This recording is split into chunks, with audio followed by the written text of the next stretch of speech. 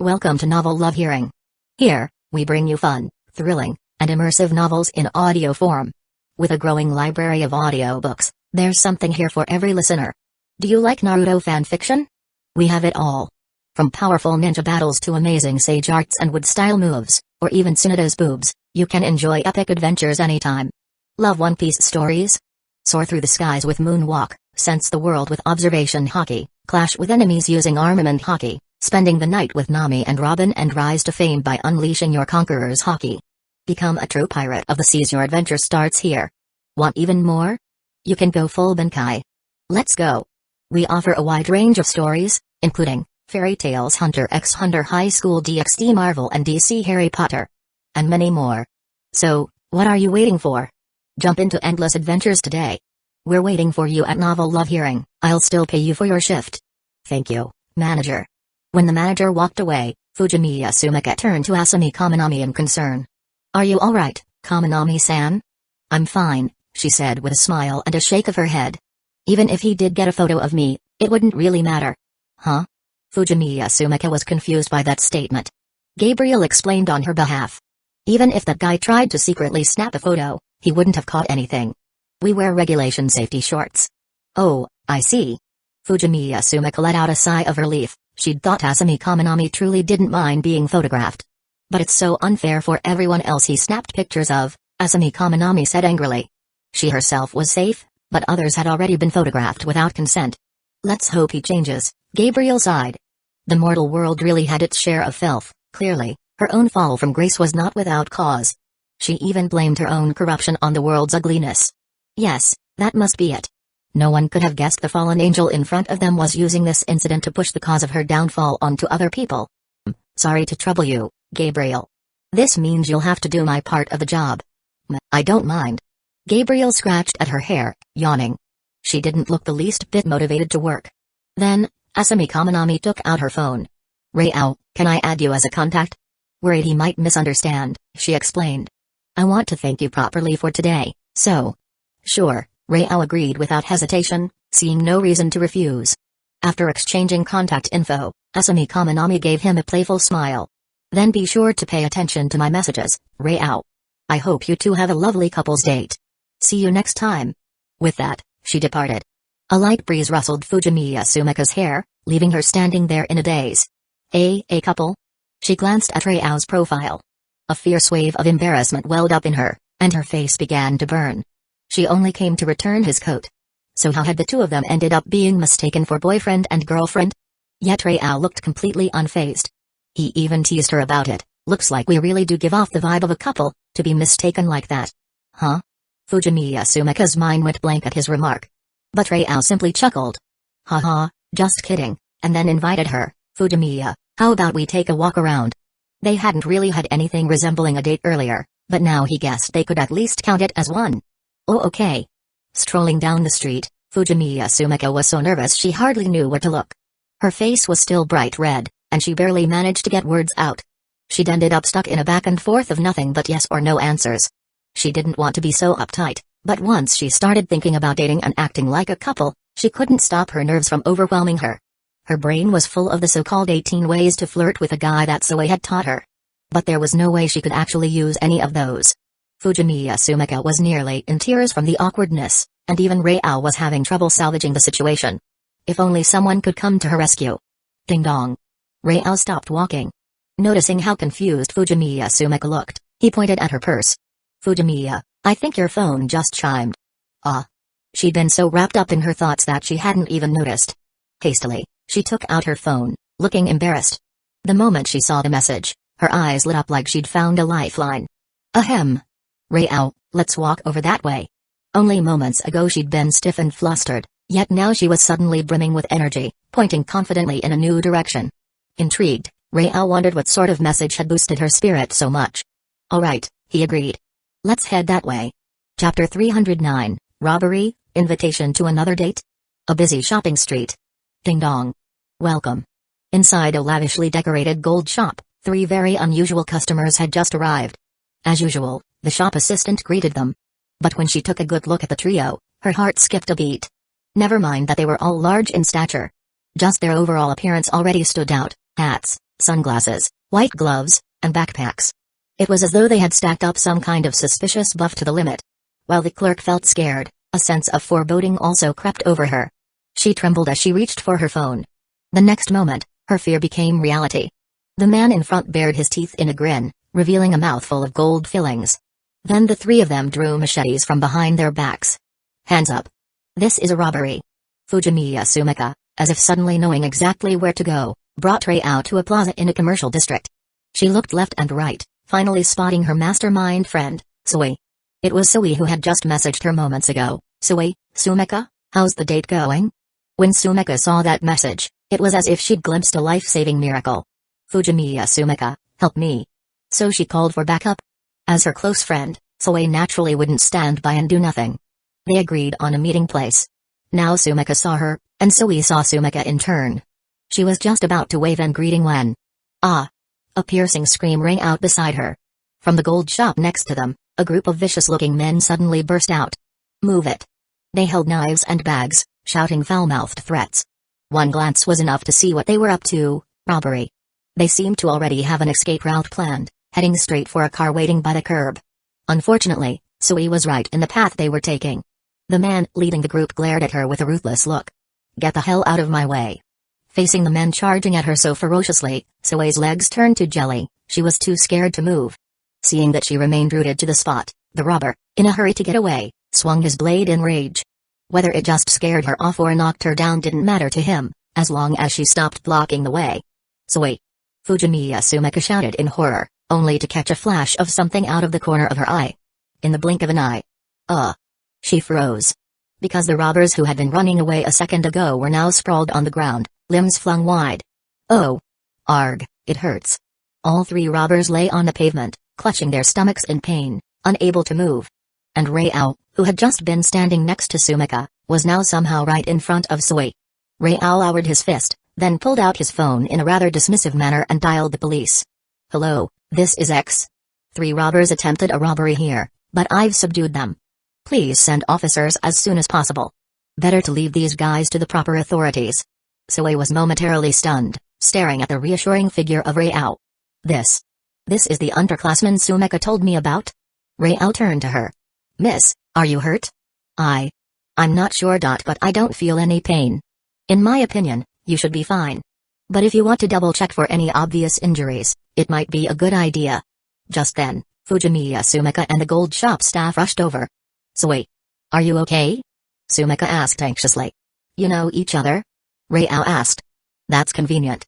Then he gave instructions. Fujimiya, why don't you take Sui somewhere to check whether she's hurt? The manager of the gold shop quickly spoke up. We have a fitting room you can use. Thanks. No, we should be the ones thanking you. You were amazing. Subduing 3 robbers all on your own. Not only the staff but a gathering crowd began to shower Rei-ao with praise. It was only after the police arrived to take the robbers away that the onlookers finally dispersed. Rei-ao, Sui, and the store's staff had to go to the station to give statements. The officers were quite astonished. This was already the second case Rei-ao had solved that day, the first involving illicit photography, and now a robbery. It was certainly uncommon.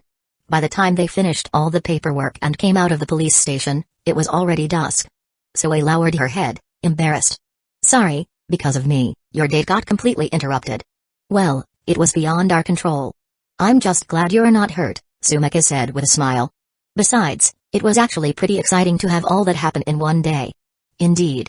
It had been one incident after another, first the hidden camera creep, then a robbery. Sumika's right. As long as you're not hurt. Rei-ao added. Though about that date. Was this really a date? He gave Fujimiya Sumika a playful look. That was when she realized. They hadn't actually been on a date at all. I don't think it counts. Haha. Awkward silence fell among the 3. Sui was fretting. She had came to play wingman and strategist, yet ended up making things a mess for Sumika. This time doesn't count, Rei-ao spoke up. But if there's a next time, and I invite you, Sumika, would you turn me down? In truth, it hadn't been ruined at all. Rei-ao was someone who took the initiative. If he was interested, he'd pursue it openly. Huh? His words left Sumika flustered. She couldn't believe what she'd just heard. He had called her Sumika so intimately. Fujimiya Sumika's heart pounded, her mind going blank. She forgot to respond until Soe gave her a nudge in the side and frantically winked at her. At the same time, she caught a glimpse of Soe holding up her phone to show a message, act a bit reserved, but agree to it. Though she didn't understand why she needed to pretend to play coy, Sumika followed along anyway. Ahem. If it's an invitation from you, Rao, I don't really have a reason to say no. Of course, their little signals and hints weren't lost on Rao. But he merely pretended not to notice and gave a nod. That's enough for me. He then offered. You must be exhausted after all this. Let me take you both home. Oh, okay. So Rao hailed a cab and dropped both of them off at Sumika's place. Soe said she was going to hang out at her house, so she got out of the taxi, too. After watching the cab drive off, Soe couldn't help sighing wistfully. Sumika, you've found yourself a really great guy. Huh? Sumika was left utterly perplexed. Chapter 310, Concert Shinomiya Residence. Ai-chan, you're back. Kaguya Shinomiya, who had been terribly bored at home, perked up the instant she saw Ai Asaka, whom she had given a day off. Returning. Ai Asaka was both her childhood friend and her personal maid. Ai, who had just been lost in thought, reined in her wandering mind and returned to her usual, impassive work demeanor. Pouting, Kaguya whined. Ai-chan, I'm so bored. Is there anything fun we can do together? The Shinomiya family rules were notoriously strict. She practically never got to go out. Even if she did leave the house as the Shinomiya family's eldest daughter, she was always accompanied by a driver and bodyguards. She had no freedom at all. Sometimes, she envied Ai Asaka. At least Ai could wander around on her own when Kaguya gave her a day off. No one at their academy, where Kaguya was known as the Ice Princess Student Council President, would ever imagine she could be so cute at home. Or maybe it was only around Ai Asaka that she showed this side. But even faced with such an adorable Kaguya, I remained unmoved.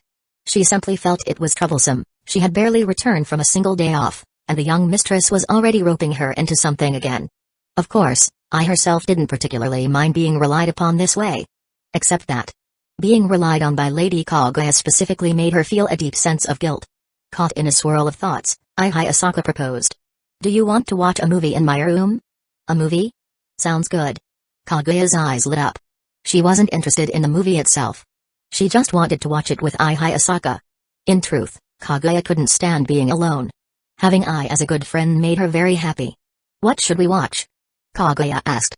Ai's gaze flickered, her mind drifting back to the phantom-like figure she had briefly glimpsed in the commercial district earlier that afternoon during the chaos. After a moment, she slowly named a film that came to mind. Look, Superhumans. Meanwhile, after dropping off Sumika Fujimiya and Soe, Rao still hadn't returned home. Instead, like a master of time management, he headed to Michiru Hyutu's live band performance just in time. Rao-kun, over here. Megami too, who had arrived earlier, waved him over.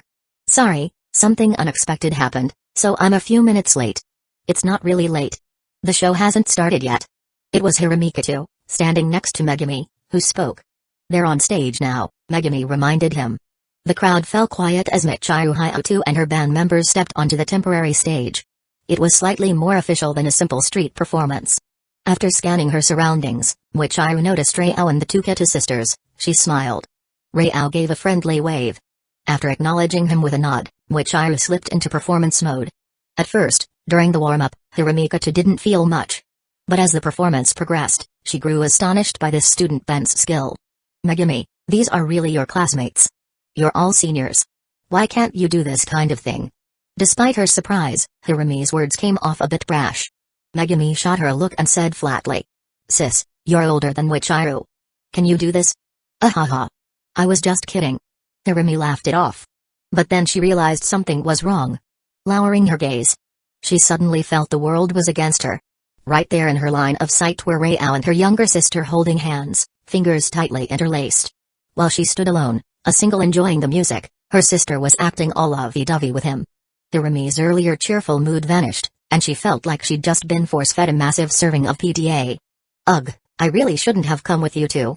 Big sis, do you want to give it a try? Rao-kun's hand feels really reassuring. Huh? Startled, Hirami glanced at Megami. Her sister's expression remained unreadably calm. Knowing that Megami sometimes had a tiny mischievous streak, Hirami guessed this was payback for that teasing comment just now. Determined not to let her sister have the last word, Hirami curved her eyes in a playful grin. All right, but only if my dear little sister won't mind letting me have Rao-kun for myself. Megami's clear eyes flickered, but she said nothing. She simply took action. Under Hirami's stunned gaze, Megami took Rayao's hand and placed it into Hirami's, making them clasp hands. Then Megami tilted her head. Is this okay? Huh? Hirami felt the warmth of Rayao's hand, larger than hers yet somehow radiating safety. Her brain practically short-circuited. Megami, what? What are you doing? Huh? Megami blinked, apparently puzzled. Isn't this what you wanted, sis? If you don't like it, you can just let go. With that, Megami left Hirami no chance to respond. She casually walked to Rayao's other side and took his other hand. Rayao, for his part, wisely chose to remain silent. Megami's behavior made it seem like she was deliberately pushing him and her sister together, and he had no idea what was going on in her mind. All he knew was that quietly enjoying the moment wasn't hurting anyone. And it wasn't hurting him, either. Hirami stood there rigid, overwhelmed by awkwardness. What's gotten into my sister? Ever since she joined that group chat, she'd become impossible to read. Just like how she was now calmly letting another woman, her sister, no less, hold her boyfriend's hand. Could she have been influenced by the group chat's open-minded atmosphere? Either way, Hirami couldn't figure out what to do. Letting go would be awkward, not letting go was even more awkward. She remained frozen, wrestling with herself internally for quite a while. Until she felt Rayao's hand shift. Thinking he was finally about to release her, Hirami breathed a sigh of relief. Certain lines shouldn't be crossed, after all. But things didn't go as expected. Rather than letting go, Rayao threaded his fingers even more firmly between hers. That subtle, skin-to-skin contact sent a tremor straight through Hirami's heart, causing her to forget all about pulling away. With their hands now fully intertwined, the comforting warmth made it impossible for her to resist. And what made her even more embarrassed was the way Rayao lowered his gaze and smiled at her. Ugh! At the moment their eyes met, Hirami felt as though she'd been jolted by electricity. She immediately lowered her head. If anyone could see her face, they would discover that it was bright red. Flushed all over. Damn it! She couldn't handle this overwhelming sense of shame. Hirami felt her heart hammering faster and harder than a drummer on stage. Chapter 311, Invited Back. Time flew by. The performance by Michiru Hayato's band came to an end. Yet time felt so long. Hirami Kato's heart had been pounding all this while, without stopping. Her fingers were interlocked with his. A first for someone who's never had a boyfriend. And it made her extremely nervous. Nervous to the point she worried her palms might get sweaty. In this warm yet anxious tangle of emotions, she felt the wait for the performance to end was excruciatingly long. As the crowd dispersed, at that moment, Rayao loosened his grip on the Kato's sister's hands. Well, that was that. No more agonizing over it. Yet Hirami Kato couldn't help gazing at her own hand with lingering reluctance. Megami Kato, however, did not miss the subtle changes in her sister's expression. She had her own little plan in mind for doing what she did. Though she didn't reveal it just yet. She only wanted to plant a seed and wait quietly for it to sprout. Rayao-kun, Kato. Right then, Michiru Hayato came over with her bandmates. Thank you for coming to watch our performance. They all bowed in unison. We got to see a wonderful show. You were all amazing. After praising them, Rayao introduced himself. He also introduced Megami Kato and Hirami Kato. Since we've all hit it off so well, how about going out to eat together? One of the band members suggested with enthusiasm, and it was immediately met with agreement. Sure, I'm actually kinda hungry. Rayao-kun, you two as well. Come along? Michiru Hayato rolled her eyes a bit. Clearly, her friends were excited because of Rayao's presence. But she also thought it sounded fun. So she offered. I'll treat you guys. Think of it as thanks for coming to see us. I don't mind. Rayao glanced at Megami and Hirami. How about you two? Megami Kato, I don't mind either. Having come back to her senses, Hirami Kato managed to regain her composure and chuckled lightly. Tomorrow's a day off, so why not indulge a little? Oh. The girls burst into excited cheers. Then let's go. Dinner was a lively gathering of a big group. It was too bad that Hirami Kato, surprisingly, couldn't drink. Still, Michiru Hayato's friends were all quite outgoing and really knew how to liven things up. The overall atmosphere was fantastic. Naturally, there was a fair share of playful teasing. Like those egging Michiru on about her relationship with Rayao, or people jokingly confessing to him without knowing if they were serious or not. All of which stirred up laughter and chatter. By the time they wrapped up, it was already past 8 in the evening. Michiru and her friends took a taxi home together, like they always did. It's safer with more people, after all. Still, before they left, Rayao reminded them. Be careful on your way back. Rayao-kun must be worried about Michiru in particular, right? Someone among them teased at that moment. But it wasn't entirely just teasing, they genuinely hoped to bring the two of them closer. Though Michiru had only had juice, her cheeks were as red as if she'd been drinking. She glared at them, then gave Rei-ao a small nod. "We'll be careful." After a brief hesitation, she hummed in a warm but slightly shy tone. "And see you on Monday." "Oh." Her friend's eyes lit up at that, cheering and exclaiming all at once. Michiru's face grew even redder. Rei-ao only responded with a calm, light-hearted smile. "Yeah, see you on Monday." They watched the taxi drive away. Suddenly, a fair arm draped over Rei-ao's shoulders. It was Hirami Kato. She was the only one who had drunk alcohol, and she appeared to be drunk. Reeking of booze, she leaned over and asked in his ear. "Hey you. Don't tell me you're into that Michiru girl? Just so you know, you'd better not break Megami's heart. Otherwise, you won't get away with it." "Sister drunk," Megami Kato sighed nearby, looking helpless. But she didn't show any intention of pulling her sister away from Rei-ao. Instead, she made a slightly troubled face. "Ugh, what should we do? I can't carry her home by myself, and Mom and Dad are both out of town tonight." Rei-ao rolled his eyes. He mumbled under his breath. "Megami, you're not exactly whispering to yourself. You're saying this on purpose for me to hear, aren't you?" "Huh?" She made a surprised sound, but her expression was utterly devoid of anything resembling genuine surprise. "Did I hint at something to you, Rei-ao-kun? Wow, Megami, you really are picking up some bad habits." Rei-ao lamented with mock gravity. In a righteous tone, he declared. "That's not good, so I'll have to teach you a lesson." Whoosh! On the empty street, the three of them disappeared from sight. At the Kato house, Hirami Kato felt her body suddenly sink into the plush sofa. A voice reached her ears. "Megami, weren't you acting a little too brazen just now? I have no idea what Rei-ao-kun's talking about." "Is that so? Then we'll just have to discuss it in depth. Enough so that you understand." In the darkness, Hirami Kato opened her eyes. Conflicted, embarrassed, and annoyed emotions welled up inside her. She wasn't drunk at all. She was only pretending.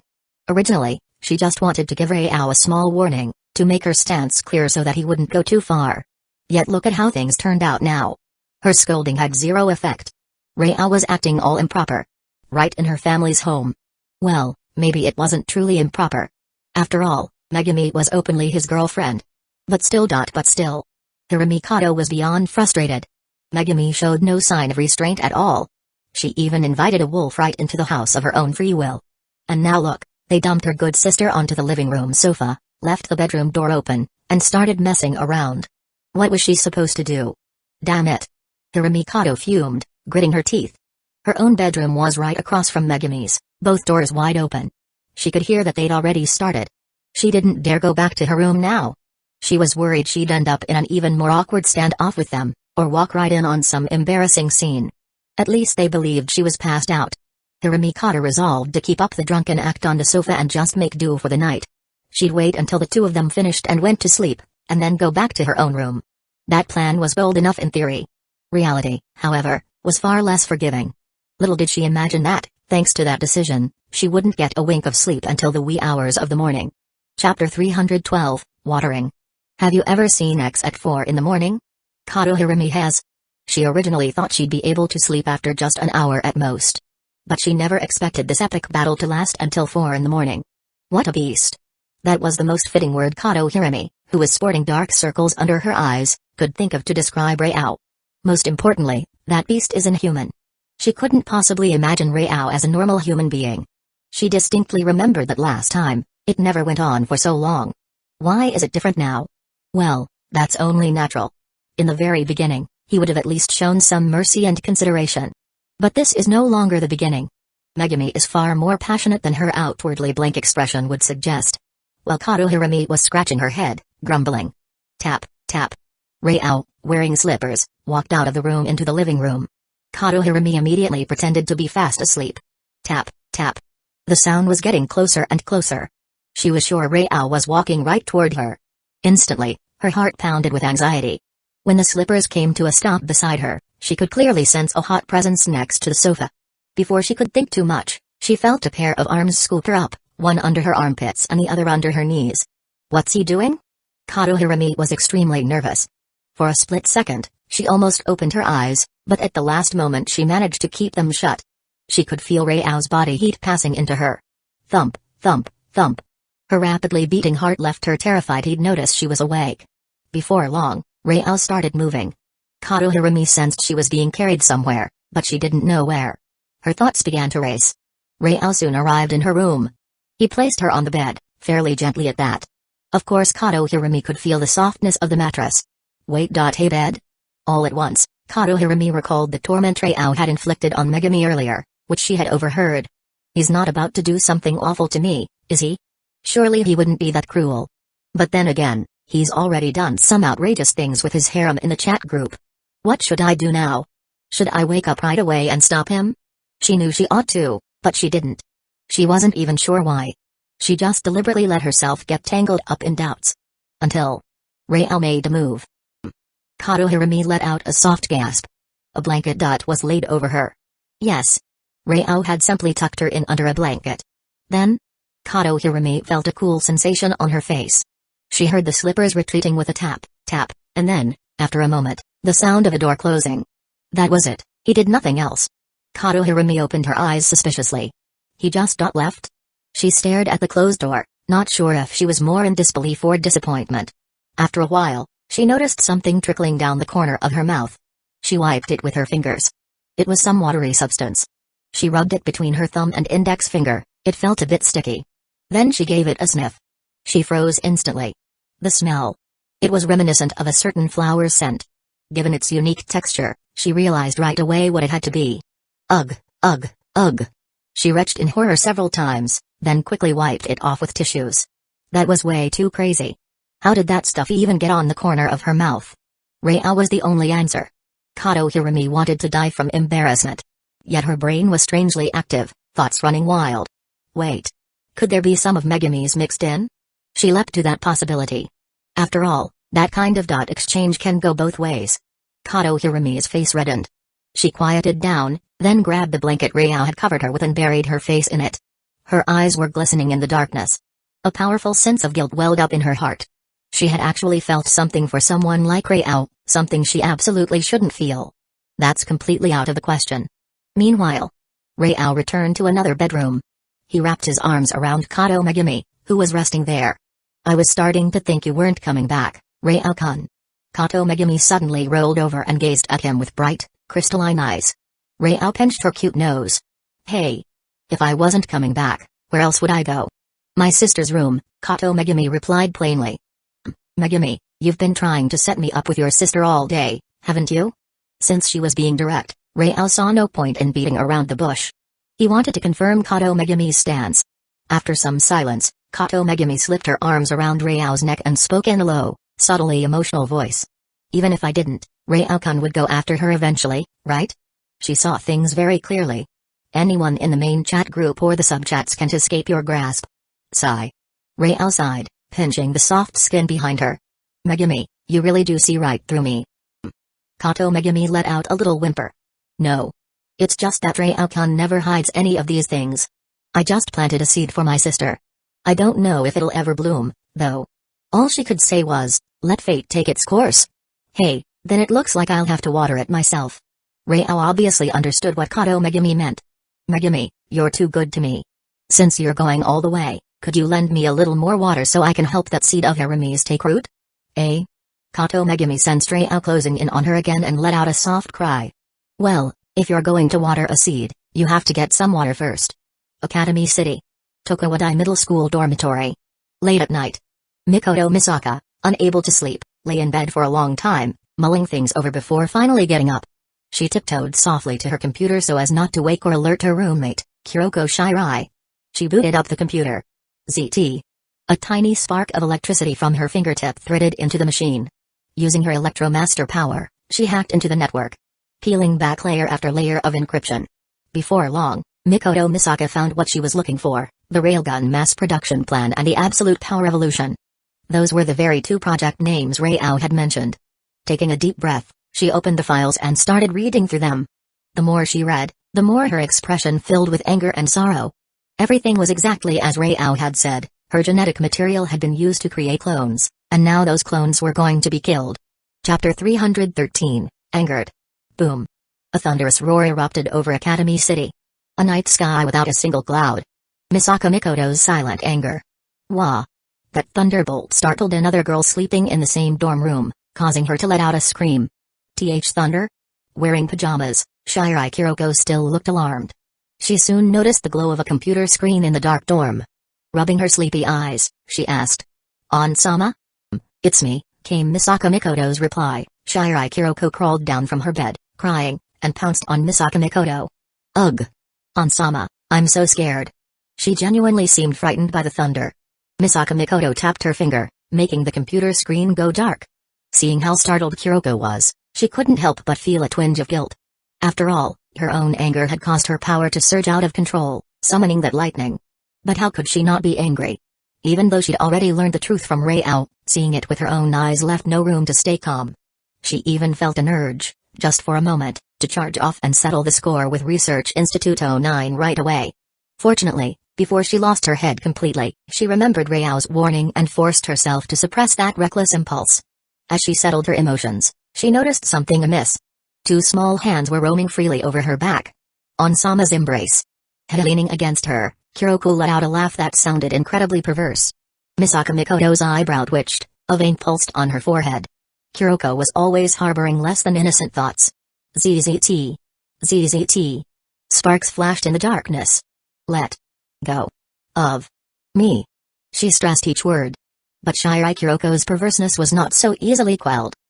Not letting go. Unless On-sama gives me a kiss. Crack. Before she could finish, the dorm was lit by a flash of electricity. Jaya. Lightning shot out in all directions. Kiroko screamed like a startled rodent, her hair turning into a frizzy afro and her face going black. Smoke rose from her mouth as she collapsed stiffly to the floor. A passerby might have believed she'd been electrocuted to death. Sigh. Staring at Kiroko on the ground, Misaka Mikoto rubbed her forehead and let out a long sigh. As a member of judgment, Shirai Kiroko was normally quite serious, responsible, and proper. But when it came to Misaka Mikoto, she was unbelievably perverted. Just like what had happened just now. That was something Misaka Mikoto could never get used to, yet she had grown adept at dealing with it. She knew exactly how much voltage to use so that Kiroko would calm down. There was no risk of actually killing her. Ugh! On-sama's electrifying love. It's wonderful. A few seconds later, Kiroko crawled back up, her afro still askew, a grin plastered on her face. In her mind, merely hugging On-sama was already a victory. Kiroko. Misaka Mikoto's gaze sharpened. Sensing that any more of her usual behavior would lead to disaster, Kiroko hastily controlled herself and changed the topic. On-sama, why are you up so late on the computer instead of sleeping? Staying up and missing sleep is bad for your skin, you know. Misaka Mikoto pressed her lips together. She didn't want to tell Kiroko what she had been investigating. It was tied to Academy City's upper echelons. And involved the number 1 level 5, accelerator. If Kiroko got entangled in that, she'd be in danger. So, she turned her computer screen toward Kiroko, lighting it up again. But it no longer displayed the information on the 2 plans she had uncovered. Instead, it showed a shopping list, computer accessories to toy with On-sama, planned for disposal, X10. Ugh! Kiroko's entire body shivered. This was bad news. She looked up, trembling. Misaka Mikoto's eyes were grim as she pointed at the monitor. Kiroko, could you tell me exactly what these computer accessories you purchased to toy with On-sama might be? Cold sweat poured down Kiroko's forehead. She had bought them so that once On-sama drank them, she might become more honest, in a certain sense. Essentially an aphrodisiac. Of course, she couldn't admit that. It's, she stammered, not knowing how to reply, until she noticed sparks flicker at Misaka Mikoto's fingertips. What she normally regarded as her sacred faith now struck terror in her heart. Oh On-sama, it's tea leaves. She blurted out a lie in panic. Hey! Misaka Mikoto sneered. You really think I'd believe that? Kiroko, prepare to be punished. No, On-sama, please, let me explain. No explanation would be heard. The so-called faith of those lightning sparks rampaged over Kiroko once again. Amid her shrieks, Kiroko blissfully lost consciousness. The dorm fell quiet once more. This didn't warrant raising the voltage too high. Misaka Mikoto had knocked Kiroko out only so she wouldn't pry into what she'd been doing in the middle of the night. Sorry, Kiroko. There are some things you just can't find out. Misaka Mikoto sounded a little apologetic. She cleared all traces of her 157 search records, then gently carried Kiroko back to bed and tucked her in. Walking to the window, she gazed out at the deep night sky. A glimmer of hope shone in her sad eyes. She whispered in her heart. Rao-kun. Please don't keep me waiting too long. At the center of Academy City, also the heart of District 7, stood a building symbolic of the entire city. Its name, the Windowless Building. Its exterior was wide and rose to a height of 100 meters. Near the top, its edges slanted inward to form a prismatic shape. True to its name, the building had no visible doors, windows, or even ventilation shafts. People in Academy City generally saw it as nothing more than a notable landmark. But inside, the windowless building housed an entirely different world. A chaotic array of strange pipes and wiring filled the interior. At the center of this entanglement was a cylindrical transparent container. Within it was a clear red solution. Floating upside down, a figure with long green hair and clad in a white robe was suspended in the liquid. Merely from its features, you couldn't tell whether it was male or female, nor whether it was dead or alive. Outside the container, a screen projected an image. The very same interface Misako Mikoto had accessed while hacking the network just moments before. Chapter 314, AWAS. This is a variable. An ethereal voice resounded. Inside the windowless building, in one corner of the container, a golden figure that seemed to have a feminine form appeared out of thin air. She walked up to the container. Her actions are not within your calculations. Tears. Bubbles rose in the solution. Although the upside-down person in the container did not open his mouth, he made a sound for the first time. AWAS, how can she evade the _ line to communicate? What stands behind her? Alistair, you don't need to ask me such a thing. You already have the answer. She is not in your calculations. The upside-down man fell silent. He was Alistair Crowley, the General Superintendent of Academy City, leader of the science side, residing in this windowless building of the 7th District. He had always floated head down in a life support device, made of reinforced glass 4 meters in diameter and 10 meters long, filled with a red liquid. He entrusted every bodily function to machines. According to his calculations, he would have a lifespan of about 1,700 years. His entire body, including his brain, was in a state of hibernation, most of his thinking likewise assisted by machinery. Using around 50 million nano-sized devices known as _ lines scattered throughout Academy City to gather information, he knew everything happening in every corner of the city. Yet at that moment, neither Misako Mikoto's operations nor Shoka Misaki's actions were within his calculations. Just as AWAS had said. She was a variable. The next day. A weekend morning. Rei-a left Kato Megami's house. Megami was in a deep sleep. Kato Hirumi seemed to be avoiding him. She was already out of the house early. Rei-a just smiled at that. He figured he would let everything unfold naturally. Chat group. This world group, Kawasaki Saki. Rei-a, are you there? Rei-a, I thought you wouldn't come looking for me anymore. Seeing Kawasaki Saki's message, Rei-a wasn't surprised. He certainly hadn't forgotten what they discussed before. Kawasaki Saki, is it okay if I come over to your place right now? Rei-a, no problem. Come on over. Kasumadoka Utaha. What's going on? Yukino Shita Yukino, oh, it's nothing. Kawasaki-san is just going to Rei-a's house for a part-time job. Kobashi, a part-time job? Papakatsu? Kawasaki Saki, huh? Shin, mommy, what's papakatsu? Machida Sanoko, papakatsu is basically a type of compensated dating, where one sells their body. Shin, oh, that sounds pretty bad. Hiratsuka Shizuka, Kawasaki Saki, are you doing papakatsu? Kawasaki Saki, no way. Yuagahama Yua, sensei, you've got it all wrong. Yuagahama Yua, Kawasaki-san is just going to Rei-ao's house to do some housework part-time for extra money. Kawasaki Saki, yeah, my family is short on funds at the moment. Hiratsuka Shizuka, oh, I see. If you have any difficulties, let me know. But definitely stay away from papakatsu. Rei-ao, it's not that you can't do it. Hiratsuka Shizuka, huh? Kawasaki Saki? Kasumadoka Utaha, Rei-ao-kun, did you just say something really outrageous? Rei-ao, if you're going to do papakatsu, you can look for me. But don't go to anyone else. I'll definitely pay you a lot. Yukino Shita Yukino, Rei-ao-kun, please don't mislead others. Rei-ao, haha, just kidding. Rei-ao, anyway, you can come over anytime.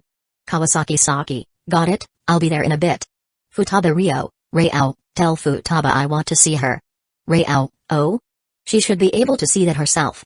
Futaba Rio, what are you implying? Futaba Rio, let's talk in person. I'll send you the address. Make sure you wear a disguise. Futaba Rio, okay. Watching them talk with the same name is still a bit unsettling. Sayuri, haha, looks like talking to oneself. It's pretty amusing. Sayuri, by the way, Sakurajima I, Hiratsuka Shizuka, Machida Sanogo, Kobashi, any of you have time?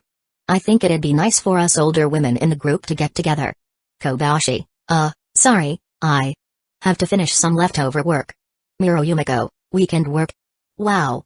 You really are a top-class corporate drone. Kobashi, don't say that. Sayuri, that's a shame. There'll be another chance. Sakurajima I have time. Hiratsuka Shizuka, no problem. Machida Sanogo, well, that depends on whether a certain person who loves to procrastinate finishes my manuscript. Right, my dear Utaha. Kasumijoka Utaha. Fine. Kasumijoka Utaha, I'll give it to you before noon. She definitely didn't want to make Machida Sanoko miss a group meetup because of a delayed manuscript. Sayuri, everyone can come to my place. Rao, are you not going to invite me? Hiratsuka Shizuka, why would we invite you? Rao, obviously so I can do things. Hiratsuka Shizuka? Machida Sanoko. I think I get it. Sayuri, ahem. Let's not go there. Kasumijoka Utaha, you really are something else. With just one line from Rao, the group chat was immediately overwhelmed by awkward silence. After he said that, Mai, who had been sitting beside him, moved to the far end of the couch. Mai, why are you moving so far away? Mai rolled her eyes at him and spat out coldly. Pervert. Hey, I was just making a little joke. Rao stuck out his tongue, somewhat sheepishly. Truth be told, he was doing a bit of subtle testing. Maybe his party would work out someday. Saying he's a pervert might not be entirely wrong. At this moment, Futaba, the one who lives with him, came out of her room in a different outfit. She even put on a hat for a disguise. Rao-kun, I'm heading out. Hold on. Rao got up and walked over to her. Under her puzzled gaze, he reached out and straightened the hat that was tilted slightly. Then he naturally bent forward and kissed the corner of her mouth. Take care. Futaba left with a sweet smile on her face. Meanwhile, on the other side, the other Ryo Futaba, who also stepped out of her house, was not at all in a cheerful mood. She lightly touched the corner of her lips. She was already familiar with that sensation, yet still couldn't help feeling complicated inside. Chapter 315, Get Lost. Welcome, please have some tea. Kawasaki Saki arrived very quickly. Thank you. Accepting the tea Toru handed over, Kawasaki Saki thanked her a bit awkwardly and took a small sip. Then she asked eagerly. Can I start working now? Rao couldn't help but smile. Do you really like working? Of course Kawasaki Saki didn't actually like working. She just felt uncomfortable sitting on the sofa while everyone stared at her. She also hadn't expected there to be so many people at Rao's home. Seeing her discomfort, Rao spoke up. Toru, why don't you take Kawasaki-san to change clothes? Change clothes? Work clothes. Oh. Though still puzzled, Kawasaki Saki followed Toru into another room. A moment later, Toru came back out. She looked into the room and asked, Aren't you coming out? Kawasaki Saki's voice came from inside, sounding uneasy. Is this really okay? What's the problem? Toru raised an eyebrow. I wore it every day before. This is what you should wear while doing housework. Alright.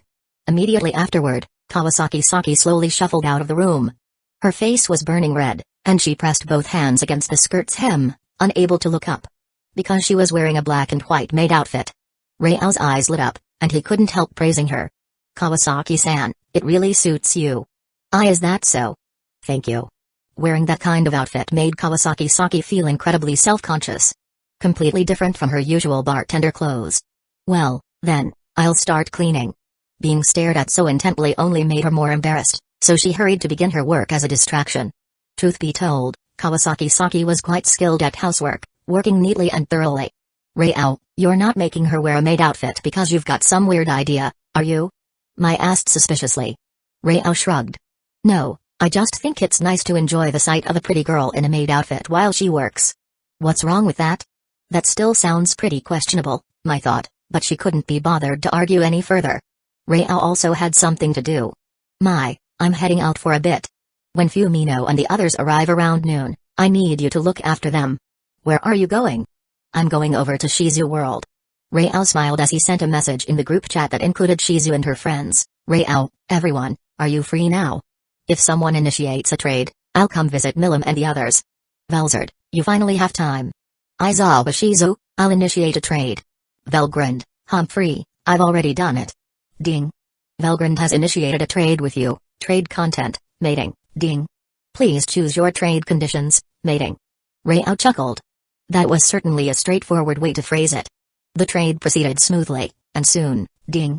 The trade is starting, trade partner, Velgrind, trade content, mating, trade conditions, unlimited body usage rights, duration of stay, 24 hours. The moment this trade information popped up, people in the main group chat also saw it. Stella, Velgrind. Who's that? Sakobujujima, that's Jai-san that Shizo often talks about. Apparently she's a giant dragon. Aizawa Shizo, right. Iragi Shinoa, a giant dragon. Mating. This. Maiko Yatsuya, that sounds kind of strange. Frieren, Rao, you're not going there just for that, are you? Rao, of course not. Mainly, I'm going to handle a few demon lords there, and also deal with Velgrind niece. Frieren, oh, those ones. Frieren, so you're going to train them. Yukino Shita Yukino. Kasuga Hijiri, no matter how you put it, it sounds strange. Bibi Dong, are they enemies? Rao, not really enemies. Donger, do you want to go check out another world? Bibi Dong, I can go too? Rao, of course. In Spirit City. For the moment, the Spirit Hall had sealed off all information about the Supreme Pontiff. The entire city was under lockdown, and even the revered elders, who had hardly needed to act for years, were all on duty. Every measure was being taken to prepare for Bibi Dong's ascension in the most thorough way possible. All the major powers throughout the continent sensed something amiss in Spirit City, but none could find out exactly what was going on. Each sect knew something big was coming. The moment the news got out, the entire continent would be rocked like never before. In the Supreme Pontiff's palace, the meditating Bibi Dong slowly opened her eyes. Lan Shan, I'll have to trouble you to handle things here. She was speaking to Lan Fozi, who sat beside her. Lan Fozi also wanted to see the other world, but she knew someone had to stay behind to keep everything under control. So she nodded obediently and raised a small fist. Don't worry. If anyone causes trouble, I'll deal with them. Bibi Dong soon received a request for interworld travel and accepted without hesitation. From Lan Fozi's perspective, Bibi Dong simply vanished on the spot. Just then, two figures, one in yellow and one in black, entered the Supreme Pontiff's palace. They'd come hoping to see the future Supreme Pontiff, Bibi Dong, but upon noticing Great Elder Lan Fozi there, they hurriedly knelt, terrified. Great Elder. Lan Fozi cast a sidelong glance at the two. Both were titled Luo and members of the Elder Hall. One wore flowery, flamboyant robes and had an effeminate appearance yet was obviously male. This was Yu Guan, a level 95 power attack titled Luo, known by the title Chrysanthemum. The other wore all black robes and a ghostly mask. This was Gui Mai, a level 95 agility attack titled Luo, titled Ghost. They were partners, also the earliest of the elders to declare their loyalty to Bibi Dong. What do you want? Lan Fozi asked coldly. With his head lowered, Yu Guan answered honestly. There's someone outside the city who claims to be a friend of Her Holiness the Supreme Pontiff. He wishes to see her. Who is it? Lan Fozi raised an eyebrow. She couldn't recall Bibi Dong mentioning any friend besides Rao. It's Yu Zhaogang, the son of the Blue Lightning Tyrant Dragon Clan's patriarch. Having no idea who that was, Lan Fozi went straight to the group chat. Lan Fozi, Bibi Dong, sis, someone named Yu Zhaogang is here, saying he's your friend. What should I do? Bibi Dong, tell him to get lost. Lan Fozi, got it. Chapter 316, How to Submit. Since Bibi Dong said so, Lan Fozi spoke directly to Yu Guan. The Supreme Pontiff says to kick him out. It sounded like Sister Bibi Dong was very annoyed with this person, so Lan Fozi added, if he insists on clinging on shamelessly, cripple him. This. Yu Guan and Gui Mai exchanged glances, both somewhat hesitant. After all, that guy was the son of the clan chief of the Blue Lightning Tyrant Dragon Clan, even if he was a useless one. Did you not understand what I said? Her gaze narrowed. A powerful aura instantly filled the entire Supreme Pontiff's hall. Yu Guan and Gui Mai broke into a cold sweat. They hastily responded. Yes. Then they left without another word. Outside Spirit City, Yu Zhaogang stood with his hands clasped behind his back, calmly waiting for permission to enter. He was certain Bibi Dong would definitely meet him. She had even mentioned recommending him to become an elder of the Spirit Hall. He wondered if that recommendation had already succeeded by now. However, things went contrary to his hopes. Very soon, something he had never expected happened. A soldier approached him, pointing down the road and barking. You need to leave. The Holy Maiden says to go back where you came from. What? Upon hearing this, Yu Zhaogang's eyes went wide with disbelief. Do you even know what you're saying? He simply could not believe that Bibi Dong, who had once been so impressed by his knowledge, would say such a thing. But the soldier ignored him and turned to leave. Come back here. Give me a clear explanation, or else. Seeing the soldier depart, the furious Yu Zhaogang reached out to grab him. But just as he extended his hand, boom. Ugh. A pressure as heavy as a mountain slammed him flat onto the ground. What? Yu Zhaogang's entire face got shoved into the dirt as if a dog had gnawed on it. He tried to lift his head but was firmly held down by invisible force. Tap. He heard footsteps in front of him, but he couldn't look up to see who it was. Then a low voice sounded, if you had just left, none of this would have happened. The holy maiden ordered that if you keep pestering her, you're to be crippled. I'm a merciful person, so I'll just destroy 2 of your limbs? Yu Zhaogang's eyes bulged. Crippling 2 limbs. Wouldn't that make him entirely useless? Absolutely not. He prepared to speak out and declare his Blue Lightning Tyrant Dragon clan lineage. Though it despised him, it might at least force them to reconsider. Unfortunately, Gui Mai gave him no chance. Slash. A shadowy blade sliced through the air, cutting directly into flesh. Instantly. Ah! A piercing shriek escaped Yu Zhaogang's mouth. The sudden onslaught of intense pain nearly made him faint. Having completed his task, Gui Mai gave Yu Zhaogang a long look, then melded back into the shadows and left. How could this happen? Yu Zhaogang's consciousness began to blur with confusion. His head slumped to the side, and he passed out. Missing an arm and a leg, it would be a miracle if he could accept the reality once he awakened. Meanwhile, in the great forest of Jura, Rao asked Bibi Dong curiously. Donger, you didn't do all that just because of me, did you? Bibi Dong shook her head. Not just because of that. Rao was her man, so distancing herself from Yu Zhaogang was inevitable. But there was another key reason. Speaking in a tone of utter disappointment, Bibi Dong said, afterward, I deliberately went to search through our archives. I found that many of his so-called theories were practically plagiarized. She had seen right through the worthless nature of Yu Zhaogang. Hey, as long as you've figured it out. Rao chuckled. He had plenty of confidence in the knowledge he had used to conquer so many people in the group chat. You two are just going to show off your love in front of us like this? Velzard came right up and started demanding Rao's attention. Humphrey. You're just the same, aren't you? Velgrand also refused to be outdone. Rao was a person who favored fairness. No one will be left out. So he gave the same kiss to Shizu, Shen, Treyini, and the others. Although Bibi Dong was surprised, she still stood calmly on the side, waiting. A moment later, after Rao had finished kissing each of them, he decided to go meet the 4 demon lords. Let's go. Conference hall. Frey and Lumina sat quietly in their chairs. Because her body was small, Ramarise stood right on top of the table. Only Milim dangled her legs back and forth in boredom. She quickly grew impatient after waiting a while. Wasn't that Rao supposed to have returned? Where is he? Clearly, she was the impatient type. No one had an answer to her question. Ramarise tried to comfort her. Milim, he just got back. He probably has a few things to take care of first. Let's wait patiently, okay? Humphrey, I don't wanna. If he's not coming here, I'll just go find him myself. Unable to wait any longer, Milim got up, intending to go look for him. Hey, Milim, when does a guest ever go searching for the host? As they pushed open the door, Rain and Misery came in. Rao entered with the others following behind. Sweeping his gaze over the 4 of them, he spoke with a faint apology. My apologies for keeping you waiting so many days. No, the hospitality here in the Great Forest has been excellent. Waiting a few days is no big deal. Frey was very good with words. Rao couldn't help but glance again at this tall woman with an excellent figure.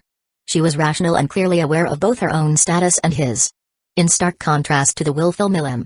Milim rushed straight up to him, placed her hands on her hips, bared her tiny canines, and brandished her fists excitedly. Fight me right now. She just could not wait anymore. The aura emanating from Rao's body made her tremble with excitement. Far stronger than her aunts, Guy, or even that one time she'd met him before. I'll fight you, but later. Rao motioned for her to look at the other 3. They have some matters that need resolving first. They've already been waiting for several days. As the true demon lord Milim, I'm sure you won't mind waiting just a bit longer, right? Knowing that this young woman was quite headstrong, Rao nudged her gently by offering her the choice. That approach worked. Just one phrase. True demon lord. Placed Milim on a lofty pedestal. Proud as she was, she had no problem accepting praise like that. But it also meant she had to follow the reasonable behavior that came with it. Even though she wanted a fight right now, She had no choice but to keep her impatience in check. Humphrey, hurry up then. She snorted and went back to her seat. She realized she'd been outmaneuvered but, unhappy as she was, she folded her arms and stayed put. Seeing that even Milim had been handled, Frey and the other two instantly made up their minds about Rayao. Composed, Rayao took the main seat. His eyes glimmered with a smile. In that case, let's begin our discussion about what it means for you to submit to me. Chapter 317, Ramaris First. I want to know why you suddenly decided to turn to me, even going so far as to abandon your status as members of the 10 great demon lords? Given his rank as a demon lord, Rayao indeed had every right to question these other demon lords.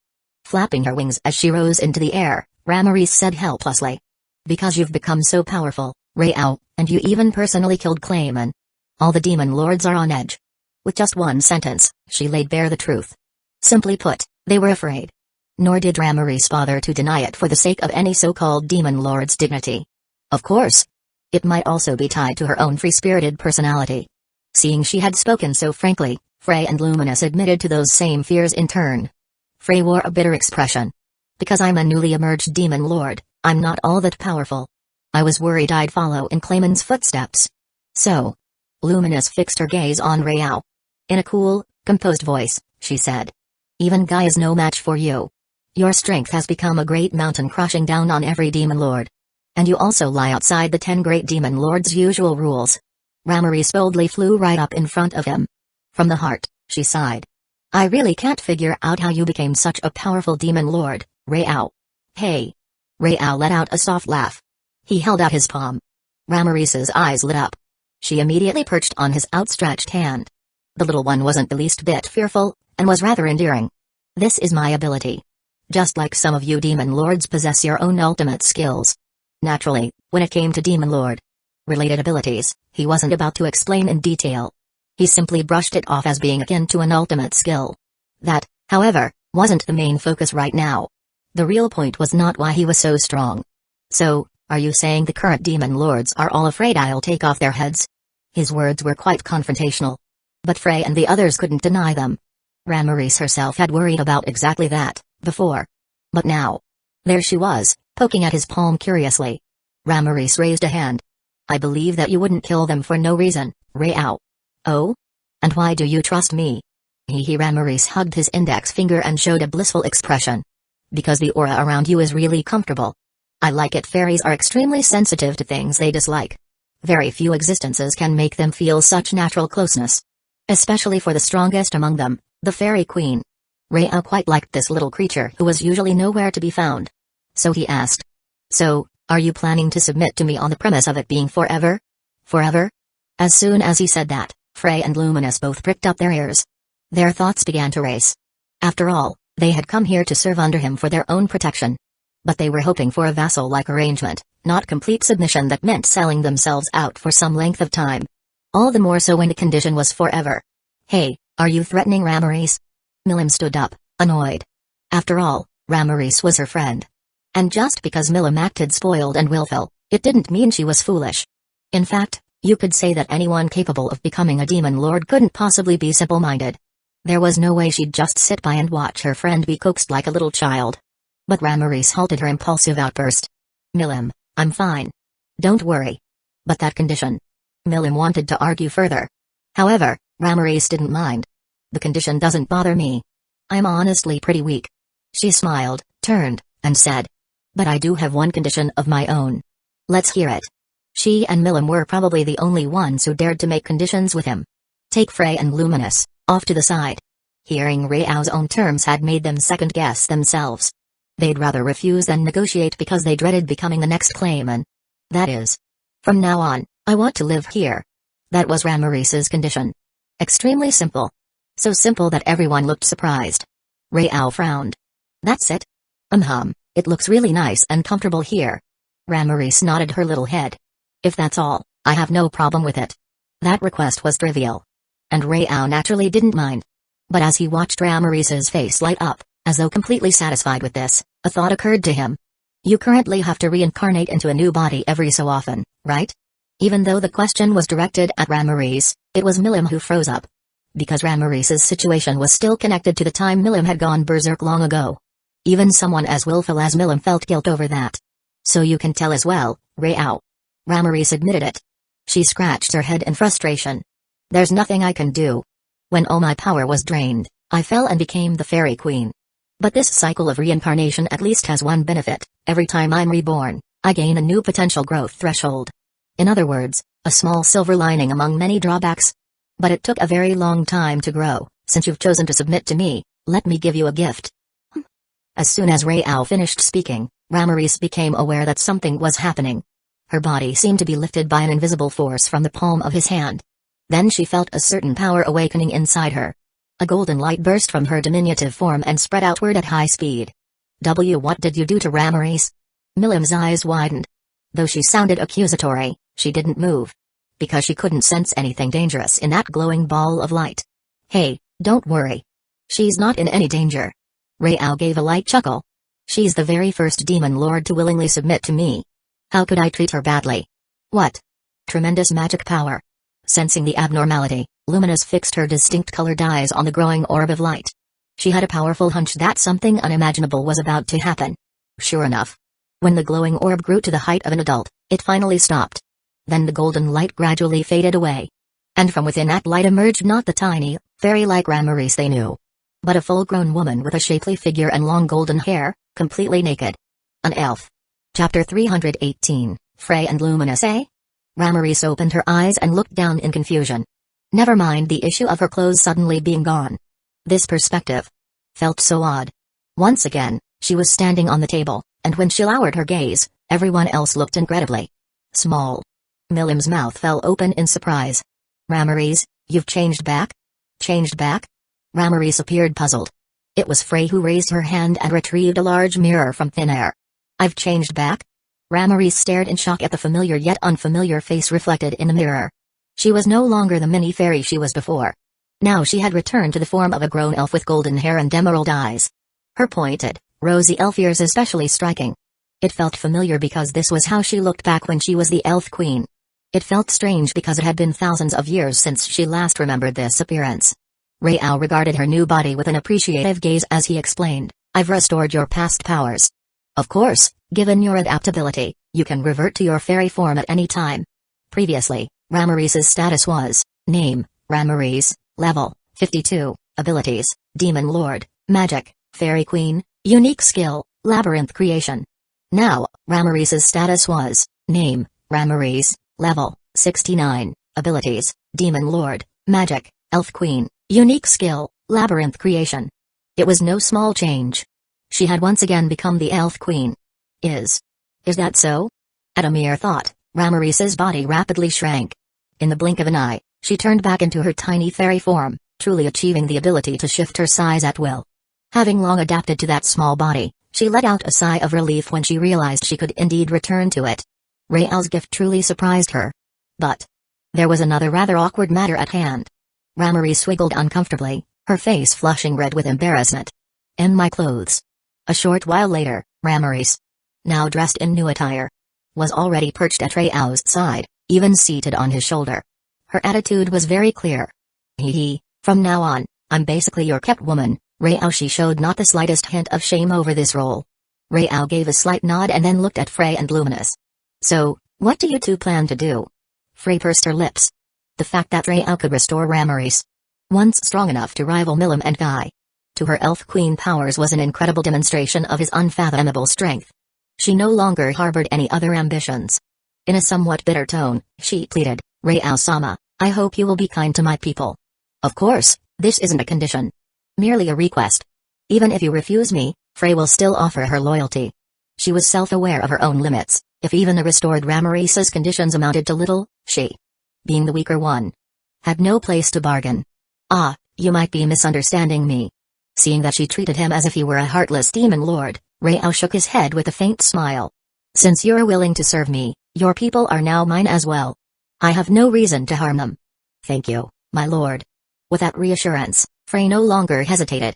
She pledged solemnly, I, Frey, swear by my soul to serve you for all eternity. Excellent.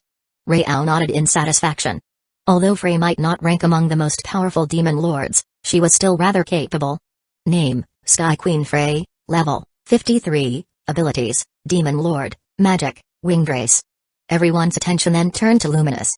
Her jewel-like, mismatched eyes studied Rao for a long moment before withdrawing her gaze. Ha! She released a quiet breath. Then, in her usual cool tone, she pledged, I, Luminous Valentine, will serve you for all eternity. It was a straightforward announcement, yet Rao was still curious. You have nothing else to say? No. Luminous shook her head, her expression so calm that no one could detect any deeper emotion.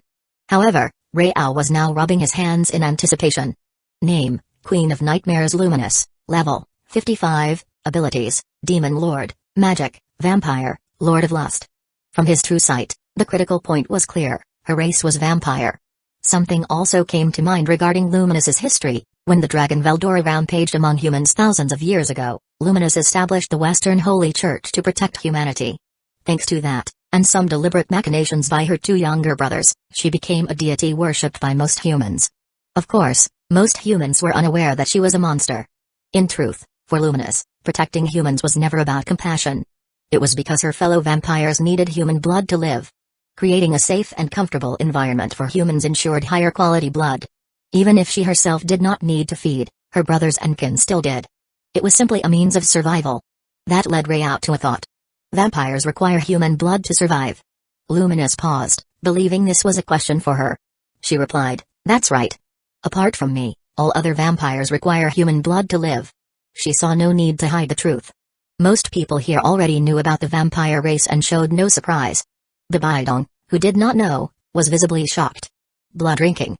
Wasn't that akin to some evil spirit beasts?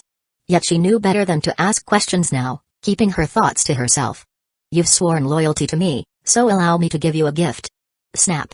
Rao merely raised his hand and snapped his fingers.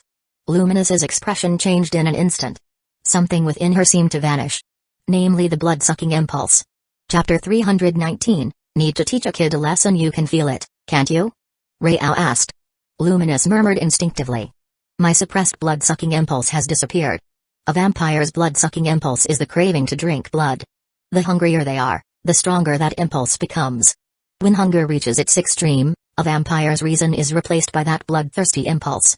She simply possessed a power since childhood that allowed her to suppress this impulse. And because she grew strong quickly and became a demon lord, she no longer needed to drink blood. But that doesn't mean she was without the impulse.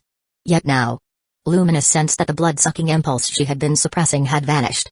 It was an unprecedented feeling of relief. Rao specifically explained. This is my gift to you. Not just you. Even your entire race will be able to survive on ordinary food instead of blood in the future. Of course, that doesn't mean you're forbidden from drinking blood. He had directly changed the whole vampire race. This could be considered resolving the inherent flaw in that species. Luminous's expression was complicated. She never imagined Rao could do such a thing, nor did she expect he would. Thank you. That word of thanks carried her sincere gratitude. In the future, you're all mine, so you don't need to say thank you. I'd rather see it in your actions. Actions? Rao's words left the three of them puzzled. But behind him, Shen, Shuna, and the others couldn't help blushing. They knew all too well what he meant. Hey, finally done. Milim, who had been waiting impatiently, slammed the table and stood up. She shouted eagerly. Rao, hurry up and fight me. If you're so eager to get beaten, then sure. Rao didn't mind giving this willful girl a proper lesson on behalf of her two aunts. Humphrey. Milim snorted. With her sharp canines revealed, she flashed a rather wicked grin. You sure it'll be you beating me? I'm gonna smash her head in. She turned and stepped into the spatial portal that had opened up, taking the opportunity to look back and taunt him. If you're scared, you don't have to come. That's how you talk to your uncle? Don't come begging me for mercy later, Rao said with a grin. Velgrind, your mischievous niece must have a pretty sturdy butt, right? Velgrind rolled with a chuckle. Of course. Milim's got a tough hide. Even Velzard teased. Rao, don't hold back. Milim was bullying the two of us earlier, you know. You all. Each remark only made Milim angrier. Seeing everyone's faint smiles, she stamped her foot in frustration. Humphrey. Enough talk. Hurry up and follow me. The earlier fight with Velzard and Velgrind was little more than a warm-up. But now, Milim's competitive spirit had truly been stirred. Rao waved his hand. All of you come at me. Let me show you this world's top-tier power. And so, a fatherly uncle versus a hot-headed niece. This family showdown was about to begin. Elsewhere. Having finished part of her cleaning, Kawasaki Saki took a break at Mai's invitation. Have some tea, Mai said, pouring her a cup of black tea. Thank you. Saki accepted it politely and took a small sip. As she rested, her thoughts began to wander again, and she couldn't help asking. Does Rayao often vanish so suddenly like that? She could still vividly recall how Rayao had disappeared in a flash right in front of her the moment a new trade notification popped up in the group chat. He does leave home a lot. Mai herself felt quite helpless about it. She wished Rayao would stay home every night, be with her every day. Even if she had to get plowed daily, she'd gladly do so. But that was impossible. Rayao had bigger ambitions. Everyone in the chat group was his prey, so of course he had to go and make his deals. That sounds tiring, Saki said, though she wasn't sure if that was the right way to put it. She mainly found it hard to look directly at those trade terms that seemed almost hellish. Originally, she'd despised such terms and felt nothing but revulsion for Rayao. But after she learned about the experiences of the chat group's members, many of them faced life or death crisis, helpless until the chance for a trade with Rayao appeared as a lifeline. That made her think of her own experiences. She, too, had once been kidnapped by a bizarre banshee who only wanted to hear her voice. At first, when she confronted the banshee's terrifying true nature, she was deeply afraid. Terrified she might get eaten. She still remembered that fear clearly. Without help from Yuki no Shita-san and Yua-san, if the trading chat group had appeared in front of her back then, she might have chosen to trade with Rayao, just like so many others. Though offering the rights to use one's body felt a bit like taking advantage of the vulnerable, she admitted she had nothing else to trade. No money, no abilities. Her only bargaining chip would have been that. Putting herself in their shoes, she could no longer wholly deny the logic behind such deals. At the same time, she grew curious about these worlds Rayao visited. What are other worlds like? Sakurajima-san, have you ever been? From the group's live streams, she'd only ever seen short snippets and a few people. She had no way to truly experience the otherworldly atmosphere. I have, Mai answered. Since they were both in the chat group, there was no need to hide it. Could you tell me what it's like? Sure. Initially, Mai wasn't planning to spend time explaining, but when she saw the curiosity shining plainly in Saki's eyes, she decided not to refuse. Those other worlds. How to put it? I've been to Akom's world. Their empire was steeped in darkness. Before she knew it, Mai was talking about her experiences and how her mindset changed back then. When Saki heard about the killing, her face went pale. But then, hearing about the things those imperial nobles had done, she quickly became indignant, even blurting out that they deserved to die. In this way, their conversation drew them closer. Not far away, two people watched them. Sora, hugging a bag of potato chips, pouted unhappily. Why do I feel like we'll have one more person living here soon? Ilya glanced at her calmly. Are you already upset about just one more person? Huh? I'm just saying. There will be a lot more in the future. Chapter 320, Blue Lightning Tyrant Dragon Clan Knight. Who is it? A thunderous roar of fury shook the entire Blue Lightning Tyrant Dragon Clan into disarray. Was that the Patriarch's voice? He sounds furious. What happened? The clan's disciples murmured among themselves. In their memories, the Patriarch had never shown such anger before. They could not imagine what could have provoked him so intensely. They were, after all, the Blue Lightning Tyrant Dragon Clan, one of the top 3 sects among the continent's 7 great sects, and one of the strongest clans on the continent. The clan's disciples possessed the powerful Blue Lightning Tyrant Dragon martial spirit. Through their dragon transformation, which gave them formidable physical strength, and their lightning mastery, they had secured the title of the continent's #1 beast-type martial spirit. Even the Spirit Hall had to give them a measure of respect. More importantly, their patriarch, Yu Chenzin, was a rank 95 titled Liu. Yet nobody realized that Yu Chenzin's fury stemmed entirely from his eldest son. Yu Chenzin stood there, trembling with unstoppable anger as he looked at the unconscious Yu Zhaogang, who was missing his left leg below the knee. Who dared lay a hand on him? Though Yu Zhaogang was such a disappointment that he had long since lost his father's favor, there is a saying, if you beat the dog, you must answer to its owner. Who would dare harm Yu Zhaogang? Wasn't that a direct slap in Yu Chenzin's face? He wanted to know exactly who had the audacity to provoke the Blue Lightning Tyrant Dragon Clan in this way. Beside him, a man in black robes spoke gravely. Elder brother, our disciple Yulong found him on a main road not far from Spirit City. This man was Yu Chenzin's younger brother, Yu-O-Tu. Spirit City. Yu Chenzin narrowed his eyes. His fists clenched until his knuckles cracked. I'm going to Spirit City. Even if it was the territory of the Spirit Hall. A force that did not get along with their sect. He could not simply let this insult pass. For his own pride and for the face of the clan, he had to seek justice. But even Yu Luo-Tu, known within the clan for his aggressive temperament, stepped up to stop him.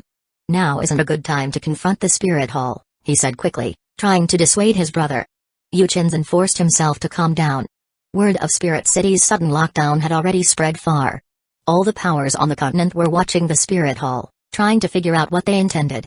Some clans, including theirs, had sent spies, but none of them returned. Where there was something so obviously amiss, it was bound to be dangerous. The spirit hall's territory had an oppressive cloud hanging over it. No one knew what might erupt. If anyone rushed in now, they risked being a prime target. Although the top 3 sects were indeed powerful, there was still a gap between any single sect and the spirit hall. The spirit hall boasted a number of titled Luo at the highest combat level. More than any one of the top 3 sects could match alone. The only reason the spirit hall showed them respect was because the 3 leading sects upheld a delicate balance of power. If the hall targeted one sect, the other 2 would not sit back and watch, as they understood the principle that when one tree falls, the whole forest feels the wind. But if the Blue Lightning Tyrant Dragon clan themselves started the conflict, Yu Chinzan doubted they alone could take on the spirit hall, nor was there any reason to believe the other 2 sects, the 7 Treasure Glazed Tile clan and the Clear Sky clan, would come to their aid. Plainly, now was not the time to pick a fight with the spirit hall. Yu Chinzan was torn between indignation and helplessness. Whether or not the spirit hall was truly responsible, someone had still dared to slap him in the face. But given the tense political climate, he had no choice but to swallow his rage. This was a hard pill to swallow for someone so proud of his Blue Lightning Tyrant Dragon heritage. His fists tightened again, knuckles popping under the strain. Yu Oti could tell how furious his older brother was. But as Yu Zhaogang's second uncle, he did not care much for the young man. Casting Yu Zhaogang a cursory glance, his expression remained indifferent. In his eyes, Yu Zhaogang, a talentless disgrace to their tyrant dragon line, was not worth stirring up major trouble, much less risking direct confrontation with the spirit hall. Ugh! Just then, Yu Zhaogang groaned, slowly coming to. His wounds had been treated so the pain was muted, but his memories of the incident remained fresh in his mind. Jolting upright, he looked anxiously over his limbs. Seeing that his right arm and left leg were gone, he immediately cried out in horror, "My arm! My leg!" Silence. Yu Chinzan's shout instantly quelled Yu Zhaogang's panic. "Father!" Yu Zhaogang stared in a daze, at a loss for words. Irritation flashed across Yu Chinzan's face. He fixed a piercing gaze on his son. "Who did this to you?" Yu Zhaogang fell into a silent agony. He could not believe Bibi Dong had truly ordered this. He had planned to bury the truth and say nothing. But Yu Chinzan, sensing his hesitation, sternly pressed him, "This concerns the honor of the Blue Lightning Tyrant Dragon clan. Speak." Yu Zhaogang trembled all over. Just those few words were enough to force him to comply, going back on his plan to stay silent. "It was the spirit hall," he answered with difficulty, still not mentioning Bibi Dong's name. "The spirit hall. So it really was them. They've gone too far." Boom. With that confirmation, Yu Chinzan lost control. His explosive rage tore through the area, reducing everything around him to rubble. PFT. Even Yu Zhaogang spat up a mouthful of blood, thrown back by the blast of furious power. Thankfully, Yu Chinzan quickly reined himself in. He still had his reason. If neither the 7 Treasure Glazed Tile clan nor the Clear Sky clan made a move, the Blue Lightning Tyrant Dragon clan could not rush in alone. Chapter 321, A Need of Spanking. Damn it, why are my attacks useless against you? High in the sky, Milim, spreading her dragon wings and wielding a lavish greatsword, was scratching her head in frustration. She wanted to teach Ruiyao a lesson for being so arrogantly conceited. But even after using all her power, she had failed to harm him in the slightest. Ruiyao, standing opposite her, merely extended his pinky and blew on it casually. He teased. "It looks like your sword can't even chip my nails. It's not even qualified to be a nail clipper." He was only mocking her. In reality, the Ajra in Milim's hand was already a creation-class weapon in this world. It contained half the power of the Star King Dragon. Not to mention, it was Milim who wielded it. Name, Milim, level, 73, abilities, Dragon Demon, Lord of Wrath, Star Magic. Possession, Azure. By the time Milim, who stands at the pinnacle of this world, uses that sword, there should be no one able to challenge her. Of course, she originally should not have drawn that sword at this moment. Even though she was the Star King Dragon's designated heir to the sword, Milim in her current year wasn't yet qualified. It was only with Ruiyao's help that she awakened this divine artifact. Alas, even with that artifact, she had failed to injure Ruiyao by so much as a hair, making her supreme creation-class sword seem inferior even to a nail clipper. That small taunt alone was enough to make the proud Milim blow a fuse. "Damn it, I must defeat you." She was furious now. The power of her ultimate skill, Lord of Wrath, activated. The Lord of Wrath uses rage as its fuel, allowing magical energy to increase without limit. Gritting her teeth, Milim was surrounded by dazzling points of starlight. Those were star particles, a destructive power that surpasses the spirit particles, spiritual power, of this world, which only an extremely small number of people can wield. Milim was one such individual. Star particles converged upon the Azura. Crack. Infinite magic tore rifts in space. The power of the Lord of Wrath, constantly proliferating unlimited magic, was indeed tremendous. But its price was Milim's loss of rationality. Eyes gleaming with ferocity, she roared. Witness my ultimate move. Dragon Star Dispersing Explosion. This was an ultimate spell created by harnessing her star particle manipulation. Through ultra-high-density magical energy, it mimicked the power of a supernova. She swung her Azura. Boom. Everyone on the ground below saw a second sun flare to life in the sky. Velzard stared blankly. Is Milim going all out? Storm winds and lightning ripped the heavens. That strike was enough to shake the world. Blinding brilliance flickered across the sky. Amid thunderous roars, the entire sky seemed to tremble. The enormous shockwaves swelled outward with dizzying speed. Fractures appeared above, splitting the sky itself. Space was torn apart, the cracks spreading rapidly as though trying to rip the entire sky in two. TSK. This level of magical energy. Frey could not imagine what kind of power could handle magic on such an infinite scale. When magical energy reaches its absolute limit, even the sky can no longer withstand it. Crack. With a thunderous bang, the sky shattered. Countless fragments scattered downward like a meteor shower, each piece shining oddly and lighting up the whole world. Then, emptiness. At the instant the sky shattered, everything suddenly fell silent. No sound, no wind. Rayao arrived at Milim's side. Though her body was immobilized, Milim's eyes could still see him, and her ears still heard him speak. He shook his head and sighed. Looks like you really got fired up this time. But I'm your uncle, you know. Should you be doing this? He flicked a finger. The sun before him. Milim's dragon star explosive flame dispersed into smoke. Milim stared in disbelief. Her strongest attack had vanished just like that. But it didn't end there. Rayao, still holding the immobilized Milim, descended to the ground. Sitting down on a large rock, he positioned her across his lap. Now the real lesson begins, he said, raising his hand. Smack. The crisp sound rang out. Then, emptiness again. The air started to move once more. Sound returned. Everyone saw the sky revert to normal, and the violent shaking had vanished as if it never was. They also heard a shriek. Wah! Following the cry, they turned to see Milim sprawled over Rayao's lap, letting out a wail from the searing pain behind her. Smack smack smack smack. One spank after another. Sob. Stop it. No more. The once arrogant tyrant of destruction was now crying her eyes out, begging for mercy. It was a shocking sight for Frey and Luminous. They had expected to witness a titanic clash, but it turned out to be a near-mock battle instead. No matter what Milim tried, she couldn't harm even one of Rayao's fingers. And now she was pinned down, being disciplined like a child. Hearing Milim's tearful pleas, Rayao finally paused. Smiling, he asked. Have you had enough? No. Milim's instinctive response slipped out. The moment she voiced it, she regretted it. Seeing Rayao raise his hand again, she stared in terror. No. Wait. Smack.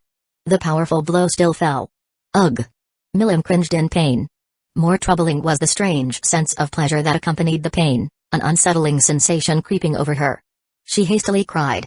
I give up. I was wrong. Please stop. This was her first time admitting fault and begging forgiveness. Rayao gave a satisfied smile. Good.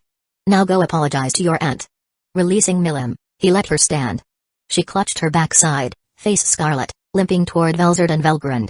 I'm sorry. Auntie. Forcing out that apology, Milim fled into the void as though escaping. Humphrey? Velzard gave a small snort. She seemed to catch a faint scent on the breeze and, watching Milim depart, curved her lips into a knowing smile. Rayao walked over. Velzard, Velgrund. Hope you don't mind that I disciplined your niece like that.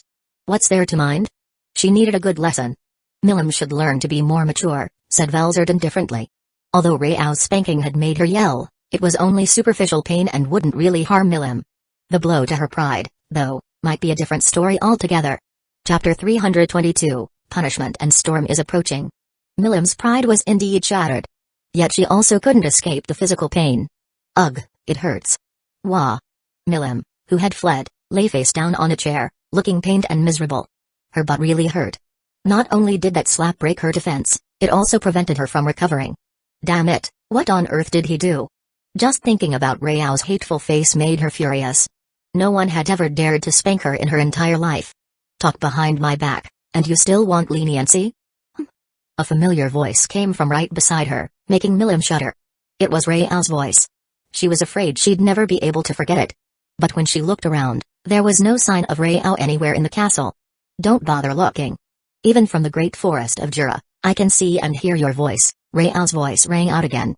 Realizing what was going on, Milim broke out in a cold sweat.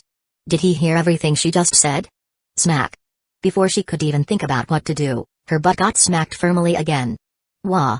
Her butt was already swollen and now it had been struck again, causing her to jump several meters high in pain. Where she had been sitting, a hand emerged from the void and then withdrew. Didn't you say you wouldn't hit me anymore? Milim held her butt, crying in grievance. She had fled all the way home and still couldn't escape Rayao's discipline. That was the price for talking behind my back.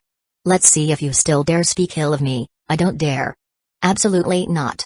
Having tasted the punishment, Milim shook her head frantically. After a moment of silence, no more words came from Rayao. Milim shrank back, tentatively probing. Hey, you still there? I told you, no matter what you say, I can hear it all. Sure enough, it was true. Milim's face went pale. Did that mean she'd be monitored in the future? Unless there's something important, don't call me. I'm quite busy over here. He really was busy. Leaving aside the conditions of the deal with Velgrind, there were also Shuna, Shen, and the others who needed his favor. Then there were Frey and Luminous, who both needed re-education from scratch. As for Ramarise, who was so tiny she could only serve as a cup, he'd put her aside temporarily. Mainly because Ramarise still hadn't adapted to her fairy queen form. Frey, however, had self-awareness and was diligently, though clumsily, doing her own share of serving. Luminous was quite shy, so Rayao had her stand by and learn for the time being. Then there was Bibi Dong, who hadn't fully established a formal relationship with him. So she was just watching. Even so, he still had time to punish Milim for talking behind his back. Milim's eyes welled up with tears. I've already admitted I was wrong. Why won't you heal me? It really hurts, I can't even sit down. All she wanted was for the unfamiliar swelling to go down. Just endure it for now. I used a small trick, it'll wear off in a day, huh? A day? So for the next day, she'd have to deal with a swollen butt that hurt whether she sat or stood, unable to do anything? Why does it have to be like this? Once again, large teardrops rolled down Milim's cheeks. From now on, behave yourself. Don't go causing headaches for your aunt with that insolent attitude. Got it? Ugh. Okay. She was no longer in any position to talk back, with no trace of her former tyrannical demon lord bearing. Meanwhile, in a huge hot spring prepared for Rayao by Trayini. Very good, Rayao nodded in satisfaction. Master, do you like this sort of thing? Frey spread the wings on her back. Paired with her nude figure, she looked like a seductive angel. Or perhaps a fallen angel. At that moment, she was performing. She assumed Rayao's earlier praise was directed at her, and her sultry gaze brimmed with anticipation. Rayao didn't let her down. He smiled in approval. Frey, you're doing well. I didn't expect a first-timer to be so skilled. Frey's cheeks flushed, and she gave a soft moan. Maybe it's a natural talent of us swing folk. That's quite impressive. Frey, can you speed up a bit? Whatever you command, master. She picked up the pace, which pleased Rayao even more. Then he called Velzard and Velgrind over, telling them. I've given your little niece some minor discipline. From now on, act like proper ants in front of her instead of fighting all the time. Oh? Velzard's beautiful eyes gleamed. You mean you want us to be one big happy family? You're not planning anything with Milim, are you? Even Velgrind, who was receiving his caresses, couldn't help but appear suspicious. Sigh, what do you two think I am? Rayao sighed. The people gathered around the hot spring looked at one another in silence. One glance at this scene, steamy, fragrant, and spellbinding, was enough to see Rayao's true nature. No further explanation needed. A total pervert. Enough said. Scene shifts to Dluo continent. Within the spirit hall, numerous titled Dluo held great sway.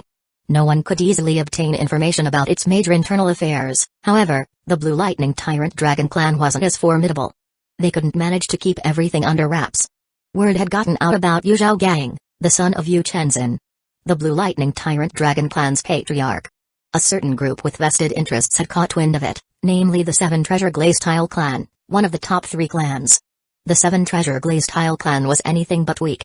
Together with the Blue Lightning Tyrant Dragon clan and the Clear Sky clan, they were among the three most powerful on the continent and possessed one of the strongest support-type martial spirits. Their sect had 2 titled Luo, 15 Spirit Luo, and 86 Soul Saint.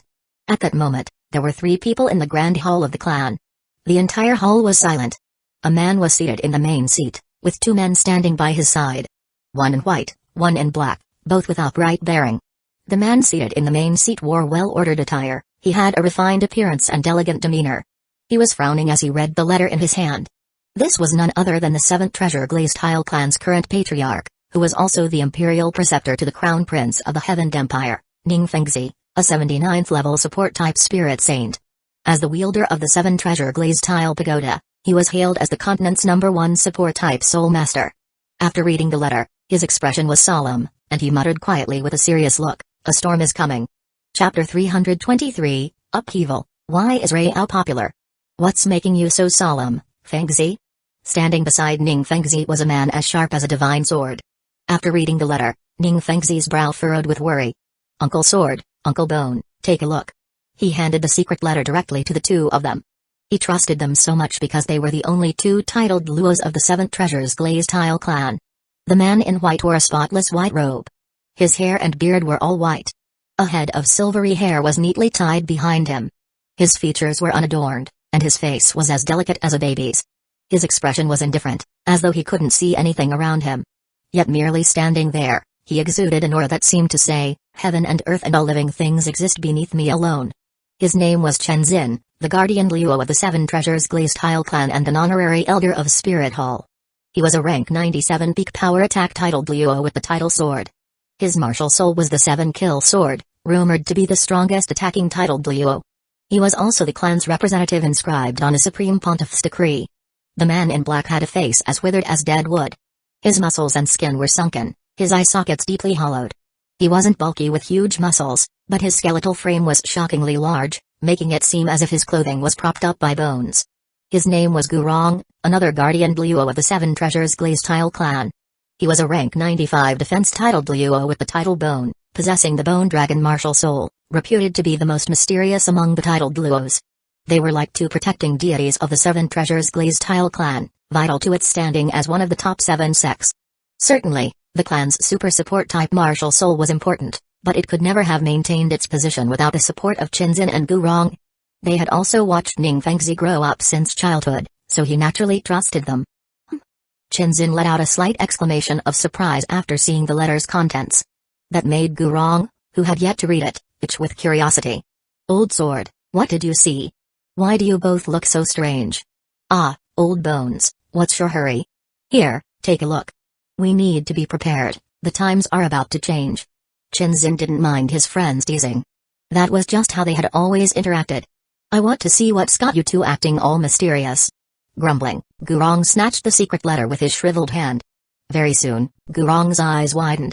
That good-for-nothing son of Yu Qinzin was crippled by someone else? He spoke quite crudely, but that was indeed what the letter said. Qinzin sighed. Although Yu Qinzin's son had average talent, even a useless, mutated martial soul, he hadn't yet been driven out of the Blue Lightning Tyrant Dragon clan, and still held the title of son of the clan master. Who in the world would dare to do such a thing? "The letter says it happened near Spirit City." Gurong pointed at the secret message, grumbling. "It must have been those bastards from Spirit Hall." Because the upper 3 sects did not have a good relationship with Spirit Hall, Gurong's opinion of Spirit Hall was even lower than his opinion of the Blue Lightning Tyrant Dragon clan. "Old Bones, you can say that here in our clan, but don't speak such reckless words elsewhere." Qinzin admonished him seriously. He knew his old friend's loose tongue far too well. Ning Fengzi also nodded. "Indeed, for now it's only speculation." Frowning, he continued. "But everything does seem quite coincidental." "Fengzi, do you mean Spirit Hall's recent unusual movements?" Qinzin recalled the strict precautions Spirit Hall had been taking. "Yes. Spirit Hall's sudden large-scale mobilization. Even those worshipping elders have come out of seclusion. Definitely isn't simple." "Ah." With a deep sigh, Ning Fengzi pressed at his temples in frustration. "The entire continent may be on the verge of a violent upheaval. Then we'll face soldiers with soldiers, and water with earth. We'll just make our own preparations. Right now, our focus should be on the Blue Lightning Tyrant Dragon clan," Qinzin said calmly. He saw things clearly. In any event, preparing for the worst would never be a mistake. Ning Fengzi understood that as well. But Gurong obviously had other considerations on his mind. Fengzi, we must leave ourselves a future, so. He narrowed his eyes and hinted meaningfully. That's quite right. The 7 treasures glazed tile clan must not be left without descendants. Qin Xin, with arms crossed, nodded in agreement. Ning Fengzi tugged awkwardly at the corners of his mouth. They were telling him to have children. Ahem. I'll consider it. Is Rao's home really so popular? Kawasaki Saki couldn't help feeling a bit emotional. She had just finished cleaning up and doing her job when 3 people arrived at the house. 2 were here to learn from a girl named Delia, and the other was a teacher. In practically no time at all, the house was filled with a bunch of girls. Now, she somewhat understood why people in the group chat said Rao had a succubus effect. Regardless of everyone's reasons for coming, they were all converging here. Kawasaki-san, your work is done. Here's the payment Rao-kun asked me to give you. Mai approached and handed her some cash. Isn't his too much? Just a quick glance was enough for Kawasaki Saki to see that the amount exceeded what she earned from a full week's shift at the bar. And all she did was tidy up the place. Sweeping, mopping, and dusting the basics. She didn't think she deserved that much money. Seeing her reaction, Mai's eyes flickered as she got an idea. In fact, there's something else that needs doing. Originally, either I or Taru or Futraba would take care of it, but would you be willing to handle it instead? What is it?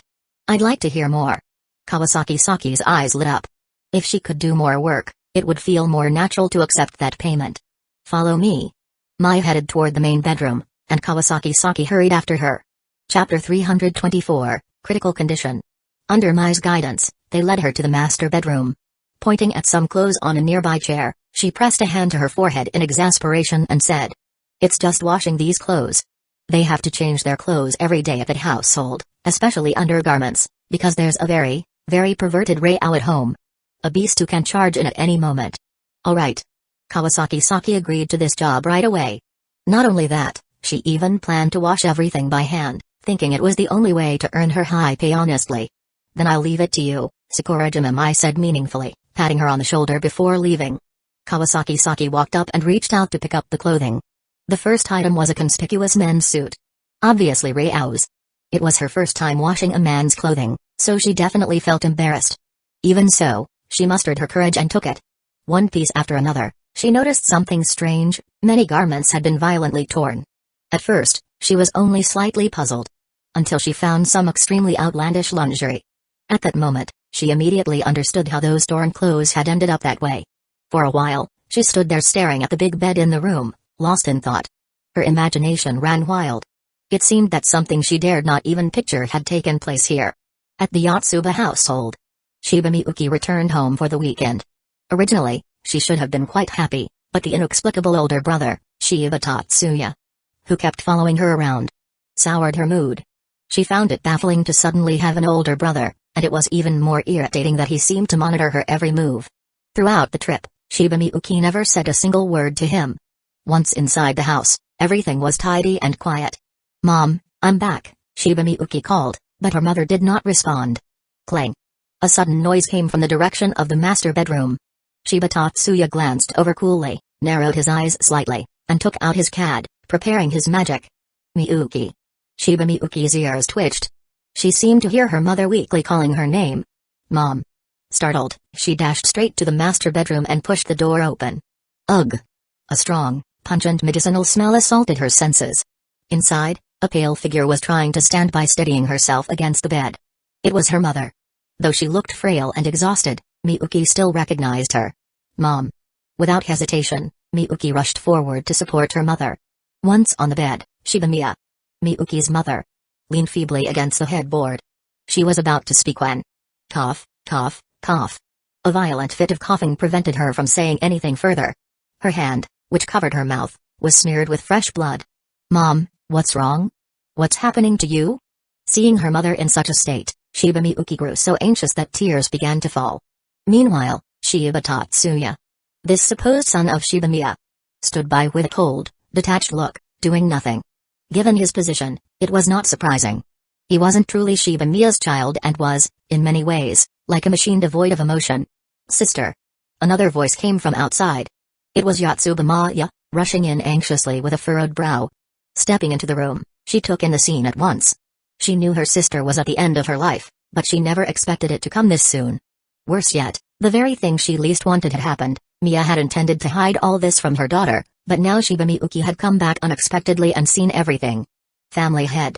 At Maya's arrival, Shiba Miyuki felt as though she had found her pillar of support and pleaded at once. Family head, is my mom sick? Should we take her to the hospital? Yotsuba Maya's face was drawn and grim. In a hoarse voice, she spoke a cold but inevitable truth. Miyuki. Your mother. There's nothing we can do for her now. How can that be? Shiba Miyuki shook her head in disbelief. Just a few days ago, Mom was talking to me. She's just sick. In her view, medical technology these days could handle most illnesses. But Yotsuba Maya shook her head. I'm sorry, Miyuki. Mia's condition isn't something ordinary medicine can cure. It's a complication caused by me. When Maya was 12, she served in something akin to an official envoy. Note, the following portion has been altered, together with Segu Sakuichi, her fiancé, in a marriage arranged for political benefit. And others. She attended an exchange event hosted by the Asian branch of the International Magic Association. However, they were violently abducted by unknown persons and disappeared. Segusa Hiroichi was severely injured, losing an eye, and Yotsuba Maya went missing. Later, after the Yotsuba family conducted extensive searches, they found her at a women-only magical research facility. Following an organized raid, they successfully rescued her, but 3 days had already passed. In those 3 days, Yotsuba Maya had been subjected to human modification experiments, including an artificial magician experiment. When she was finally rescued, her mind was nearly destroyed. She was on the verge of mental collapse. To save her, the head of the Yotsuba family at the time, Yotsuba Gensu, asked Yotsuba Mia, now Shiba Mia, to use mental magic to reconstruct Maya's mind, processing her memories.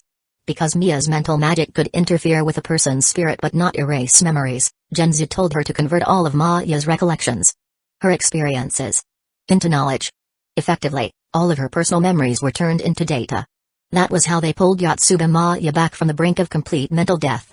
Yet because all of Yotsuba Maya's original memories had become mere data, it was essentially no different from killing the person she used to be.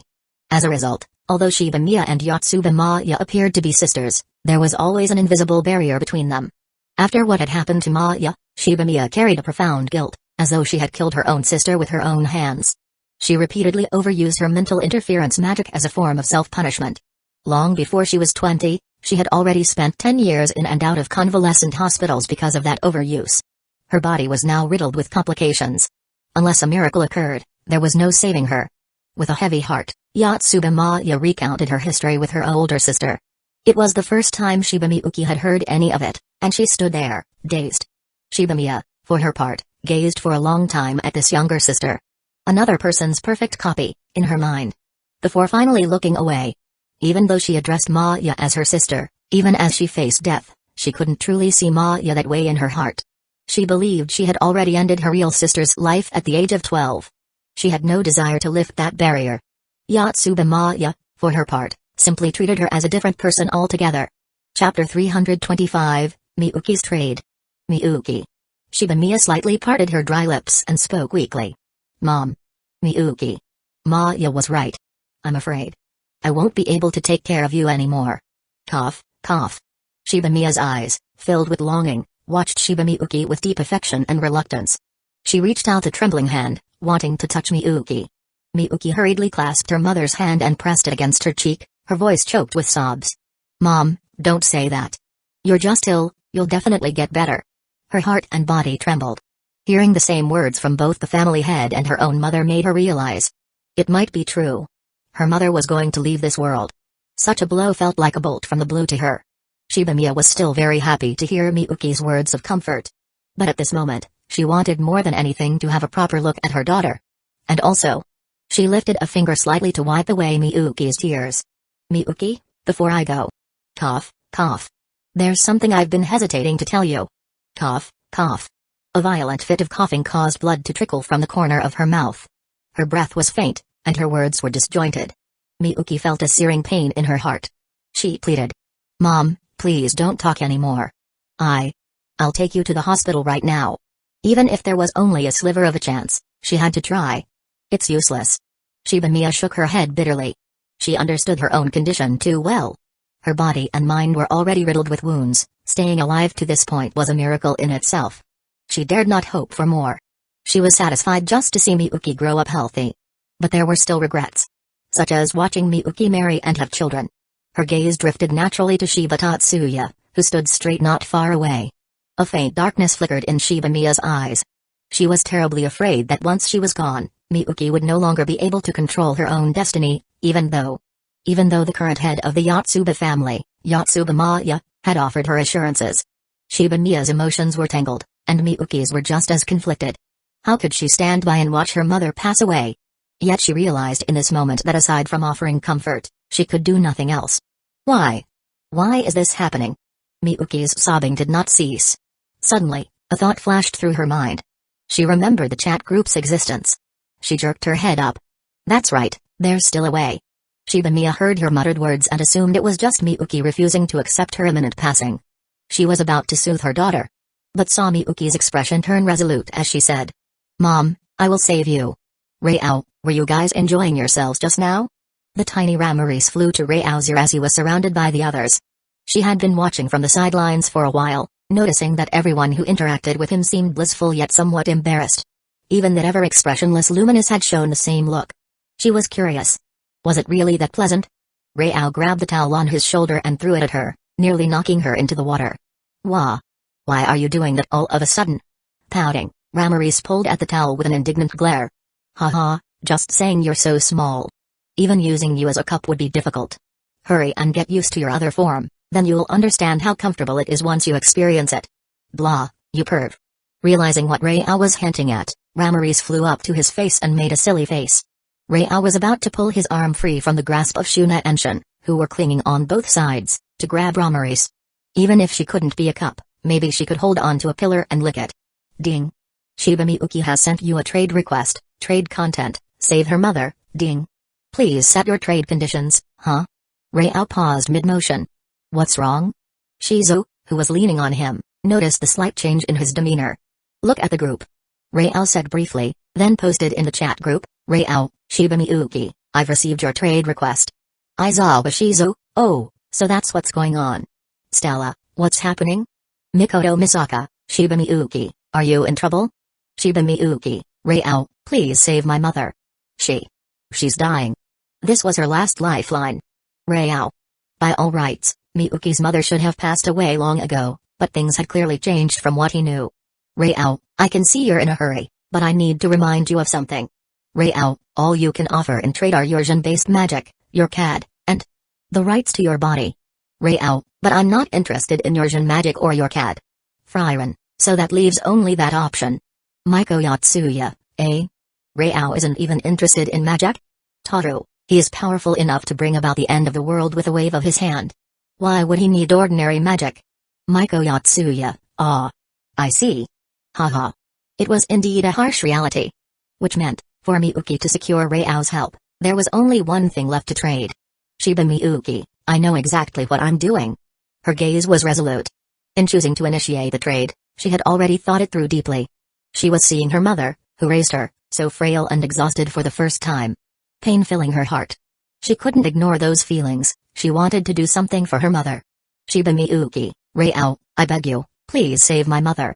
Rao, since you insist. He immediately set the trade conditions. Just as Miyuki had said, she agreed in an instant, without any hesitation. Ding. Trade initiated, trading with, Shiba Miyuki, trade content, save her mother, trade condition, rights to your body, once, duration, 24 hours, chapter 326, the treatment is a bit painful, please bear with it. Quietly, she knew he had things to do, so she moved away from him on her own. Splash. Rao rose from the water in the pool. That sound naturally caught the attention of the others, who lay around the hot spring, exhausted after the intense exercise. I might have to leave for a bit. As for what I'm going to do, see for yourselves. He didn't intend to waste time explaining little by little. So he chose the quickest method. Ding. You have selected to grant access to the subgroup of the trade chat group to targets, Shin, Shuna, Luminous, almost everyone, whose eyes were tired from weariness, now widened them slightly at the surprising development.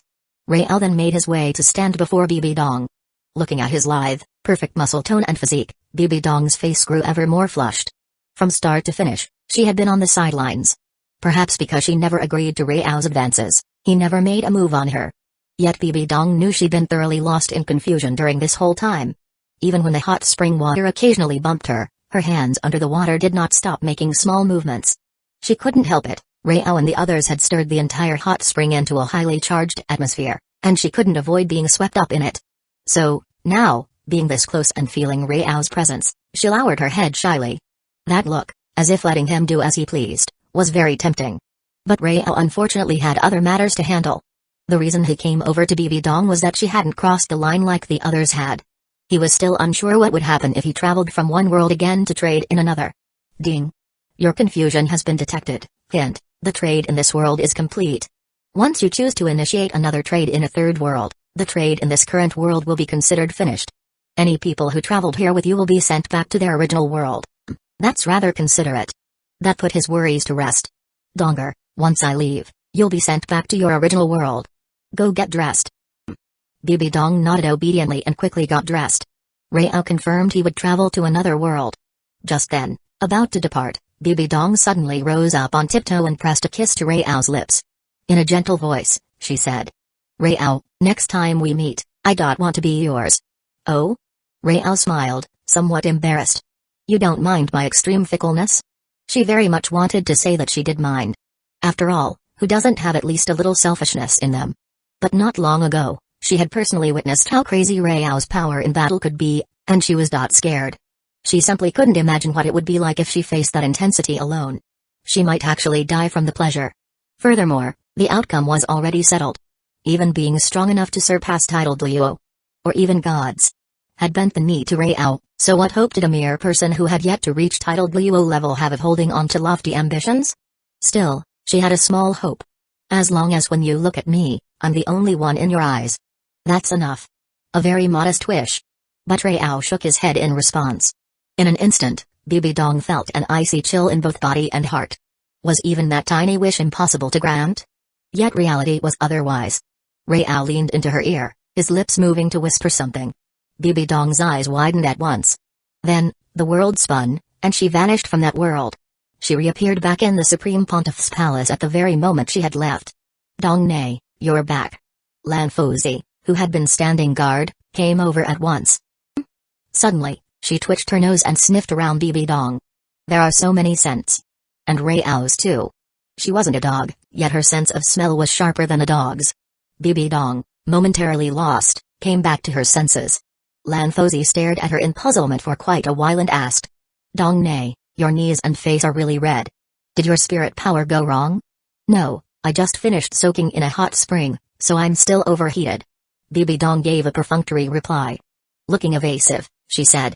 I'll go prepare for my coronation now, and hurried off, worried Lan Fuzhi would notice something. But in her ears, Rao's rough, yet heart-thumping and utterly scandalous words kept echoing. He had said. Rather than when I look at you, I see only you. I'd rather when I'm releasing into you, there's only you in my eyes. In the Yotsuba clan. From a moment earlier, Shiba Miyuki had been frozen in place, absent-minded, as if in a daze.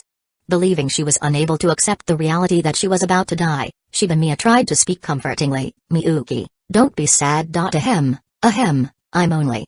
But before she finished, her eyes went blank, staring at the space in front of her. All of a sudden, beside Shiba Miyuki, a mysterious presence appeared. Click. The moment Rao appeared, Shiba Tatsuya pulled out a cat in the shape of a handgun and aimed it at him. Yotsuba Maya also raised an eyebrow and demanded. Who are you? Why have you come to the Yotsuba household? It was obvious Rao wasn't part of the family, and she had no idea what kind of magic he'd used to appear here. Rao is my name. As for my purpose. Rao gave Shiba Miyuki a mischievous look. Why don't you explain it to them? Shiba Mia and Yotsuba Maya both felt confused. This man sounded as though Shiba Miyuki was already acquainted with him. In a fluster, Shiba Miyuki quickly explained. Family head, please don't worry. This is Rao, a friend of mine. I asked him here to treat my mother. To treat?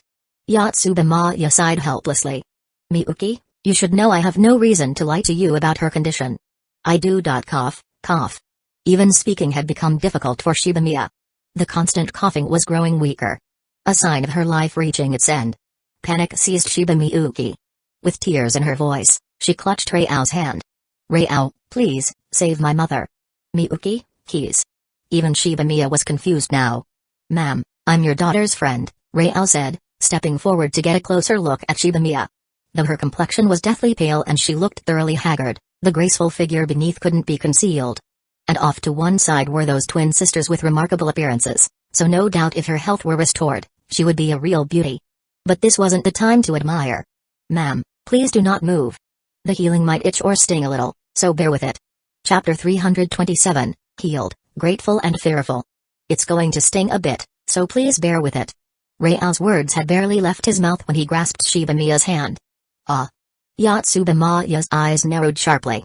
She didn't know whether she should trust the actions of this stranger and was about to step forward to stop him. Don't. Shibamiyuki moved to block her.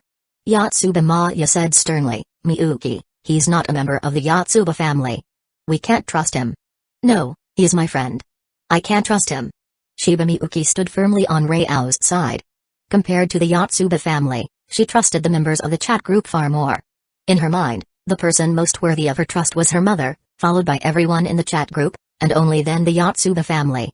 Faced with this, Yatsubamaya felt helpless.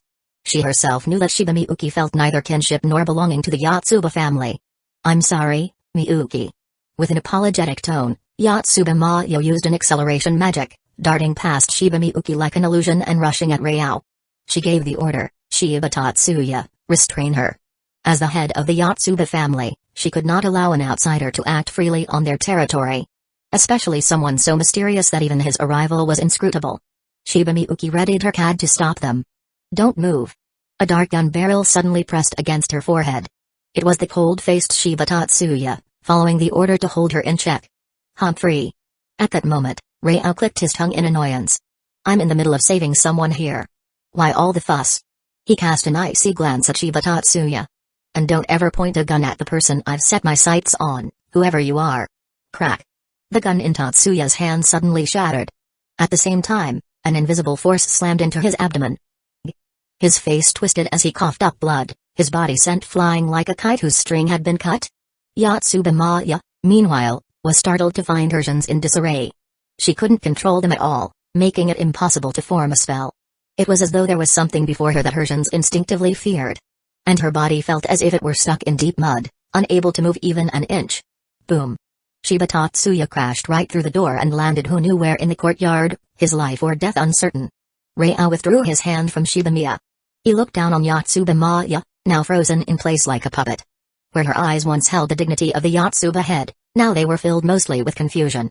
Rao calmly swept a single hand across her cheek. Before you do anything, how about taking a look at the situation with your own eyes? He gripped her chin and tilted her head in Shibamiya's direction. This is. On the other hand, Shibamiya was shocked to realize that after he touched her, it felt as if a clear, refreshing spring flowed into her body.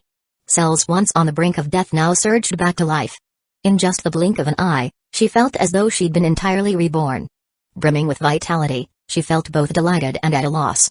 And it wasn't just how she felt. Anyone could clearly see the drastic transformation in her.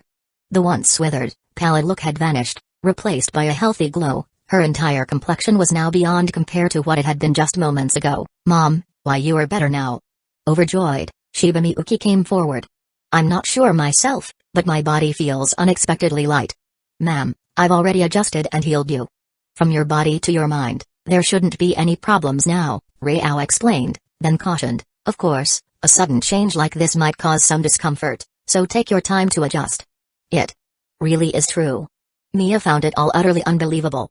No one knew her condition better than she did. Modern medicine and magic alike had declared it incurable. An irreversible body headed for certain death. Yet in a single touch, Rao had restored her. Was this a miracle? A divine act? She stood there silently for a long time, then finally turned to Rao with a complex expression and asked. You? Who exactly are you? Still poised as though on guard, Yatsubamaya shared the same question. Who I am doesn't matter, Rao said. All you need to know is that your daughter paid a price. She made a deal with me to save your life. Huh? Shibamiya looked at her daughter. Miyuki hung her head in embarrassment, nodding almost imperceptibly. What sort of deal? That's for the two of you to discuss yourselves. I'll step out. Leaving space for the mother and daughter, Rao left the room, practically dragging Yatsubamaya out like one would carry a cat. The mother and daughter remained in silence. After a time, Shibamiya placed her hands on Miyuki's burning cheeks and spoke gently. Miyuki, can you tell me everything that happened? Yes. With the voice of a tiny mosquito, Miyuki explained to her mother what the deal entailed. Out in the living room, Yatsubamaya finally regained her sense of time. Her body could move again. This time she stayed calm, not taking any rash actions. Though she had just been immobilized, she had seen and heard everything clearly. The man before her had indeed used some unknown method to heal her older sister. No matter what the method was, the fact that he could bring someone with one foot in the grave back to life was an almost unbelievable miracle. If word got out, it would undoubtedly cause an uproar. As the head of the Yotsuba family, Yatsubamaya had long been immersed in the dark world of politics. Her first instinct was how to secure this man and his power. Anyone could imagine the enormous value of an ability that could essentially bring a person back from death's door. I advise you not to entertain any little schemes. Reiao's cold voice entered her ears. The Yotsuba family alone isn't enough to protect you. Yatsubamaya's breathing halted for an instant, as though her heart was being clenched by an invisible hand. She felt death approach. Then that feeling vanished as quickly as it had come. Her chest rose and fell violently. Unnoticed, cold sweat had soaked her back. When she looked at Reiao again, her eyes now held a deep and abiding fear. He was far too dangerous. She quickly put away the mindset and manner of speaking she usually adopted. Yatsubamaya understood all too well, to this man, who could destroy her as easily as breathing, her little plans and maneuvers meant nothing at all. Chapter 328, Queen of Night. One sentence was all it took to make Yatsubamaya fall silent. Reiao pointed to the courtyard. That fellow was created by your Yotsuba family, right? Aren't you going to see if he's dead or alive? He was referring to Shiba Tatsuya, who looked as though he had stopped breathing. Yatsubamaya just glanced over and did nothing. She wasn't fond of this man who had been modified by the Yotsuba family to be more like a machine. Besides, from the slight motion of his body, she could still tell that Shiba Tatsuya was breathing. A modified human's life force wasn't so fragile, so she couldn't be bothered to do anything about him. Compared to Shiba Tatsuya, she was far more focused on Reiao at the moment. Reiao-san, I sincerely apologize for my rash behavior just now. Her first priority was to make amends for her earlier offense. However, Reiao showed no response to her apology whatsoever. Realizing that her apology was insufficient, she decisively got down on her knees in a doji. Please forgive my recklessness. Indeed, she was the head of the Yotsuba family and had her dignity and pride. Yet she also knew how to gauge the situation, especially given that the person before her could very well exist beyond all established rules. Whether out of gratitude for saving her elder sister's life or due to consideration of his power, letting go of her pride was entirely reasonable. No one would strike a smiling face.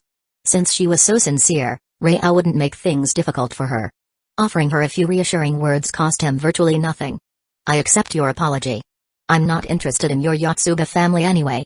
Thank you for your generosity. Relieved of the weight in her heart, Yatsubamaya stood up. This time, she didn't even sit down on the sofa but instead stood to one side of Reiao like a maid. When Reiao merely glanced at the teapot on the table, hands immediately extended from beside him and steadily poured him a cup of tea. Reiao-san, please have some tea. Yatsubamaya offered it to him respectfully.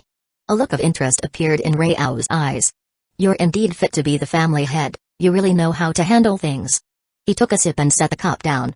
Smiling teasingly, he said. For the dignified head of the Yotsuba family to serve tea like a maid. If word got out, it would make a lot of people's jaws drop. What the outside world says is irrelevant. Compared to you, my identity isn't remotely exalted. Are you trying to probe my identity with that statement? Her silence was basically an admission. Ah. Reiao let out a soft laugh.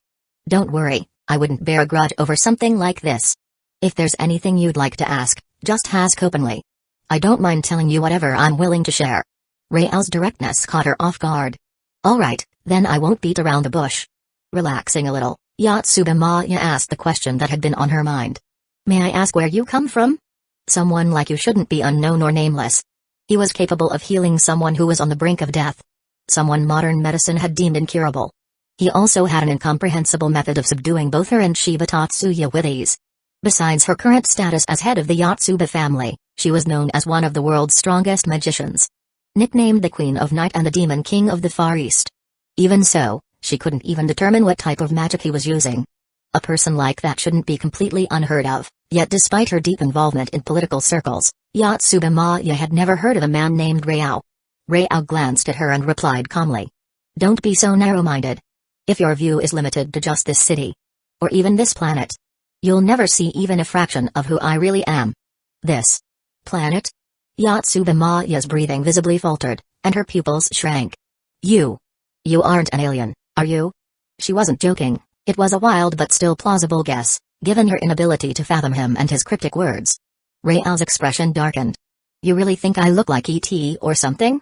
The moment he thought of aliens, he pictured those grayish-green beings with big foreheads and little bodies. The uncanny valley effect. Sorry, I just... Thinking she had angered him, Yatsubamaya quickly apologized. However. Haha, I'm only teasing you. His expression changed in a flash. He seemed to find her quite an entertaining person.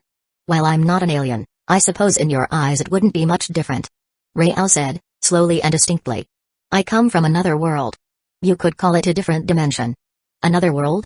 She had considered all kinds of possibilities, but nothing like that had even crossed her mind. To her, thinking of life beyond this planet was already the limit of imagination. Her expression grew serious. Raoul-san, I'm sorry for being so blunt, but that's truly shocking. Perfectly understandable, since it breaks the worldview you've held all this time. Raoul pinched his chin, sizing her up, and then asked. Do you have a husband? The random shift in topic made Yatsubamaya catch her breath. She had been about to pursue whether he truly came from another world, but those words got stuck in her throat. Calming her scattered thoughts, she answered his question truthfully. I've never been married. Before I was 12, I had a fiancé whom I met only a few times, arranged for political reasons. However, that engagement was annulled when I turned 12 due to certain circumstances. I see. Raoul lowered his gaze with a slight nod. He knew many aspects here must be different from what he had assumed. He couldn't help wondering about Shibamiya. Shibamiyuki's mother, who was supposed to be deceased. And whether there were surprises surrounding her as well. Seeing Raoul lapse into thought, Yatsubamaya did not dare interrupt. She merely stood quietly by his side. After a while, Raoul spoke again. I'll give you the opportunity to learn about another world. Before Yatsubamaya could react, a vast amount of knowledge surged into her mind. Ding. You have selected the subgroup of the trading chat group to be bestowed upon, Yatsubamaya, Chapter 329, Maya's shocked. Miyuki embarrassed, Mia's thoughts. Bedroom. Mom, are you sure you're feeling alright? Shiba Miyuki was still worried about her mother's health. I can't say for sure, but at least it's a lot easier than before. Shiba Mia wasn't happy, however. On the contrary, she was concerned about Miyuki. She could tell that Miyuki was deliberately changing the subject. Miyuki, can you tell me about the deal you made with that person? Miyuki's expression went rigid. She realized she probably couldn't hide it any longer. Lowering her head, she found herself momentarily at a loss for how to respond. Seeing this, Shiba Mia offered, shall I ask, and you answer? Miyuki nodded. Is it about money? No. Does it have something to do with the Yotsuba family? No. Shiba Mia stopped her questioning. Just from those two answers and Miyuki's embarrassed look, she basically understood. So. The price is you? Miyuki nodded, feeling as though she could no longer face her mother. She bowed her head even more, her fingers twisting together anxiously. It was unexpected, yet also felt inevitable. After all, her daughter was clever as ice and beautiful as snow. For a moment, Shiba Mia didn't know what to say. Taking a deep breath, she continued, Miyuki, do you know this person well? I guess you could say. We're friends? Alright. Miyuki herself wasn't sure what their relationship really was. They had only actually met once. Friends, maybe. Shiba Mia couldn't help rubbing her forehead. Things seemed more complicated than she had expected. On the one hand, the deal was already made. And she truly had been miraculously healed. She didn't want her daughter to be in a difficult position, but she also didn't want her becoming someone who breaks her word. Because of that, Shiba Mia was willing to offer her own life in exchange. But given how far Miyuki had already gone, she wouldn't agree to that. If Miyuki knew that man well and actually liked him, Mia wouldn't mind trying to persuade her daughter and match them up. But now. Miyuki, tell me honestly. What impression do you have of that man? What do you think of him? That question caught Miyuki completely off guard, leaving her mind momentarily blank. She had never actually considered it before. Seeing her at a loss for words, Shiba Mia followed up, your first impression? My first impression. He's really mysterious. He's the owner of a chat group that spans several different worlds, mysterious and powerful. What about his character? His character? I guess he's helpful to others? Miyuki wasn't sure if it counted as helpful that he liked teaching and assisting people. But even when there was no deal involved, He often answered basic questions for other members of the chat about their own worlds. What's he like personality-wise? Free-spirited and cool, but sometimes has a sense of humor. Normally, Rao was calm and spoke his mind, but he could joke around with the others in the chat group if he felt like it. And one more thing. Miyuki pressed her lips together, her voice turning heavier. He's also a total pervert? Shibuya looked at her daughter in surprise. Knowing Miyuki, if she met a pervert, she'd normally be cold, scornful, and full of disgust. But here she only seemed slightly annoyed. That was out of character for Shiba Miyuki. A spark flickered in Shibuya's eyes, perhaps there was still a bit of hope. After a moment of reflection, Yatsubamaya's eyes were filled with unconcealed shock as she looked at Rao.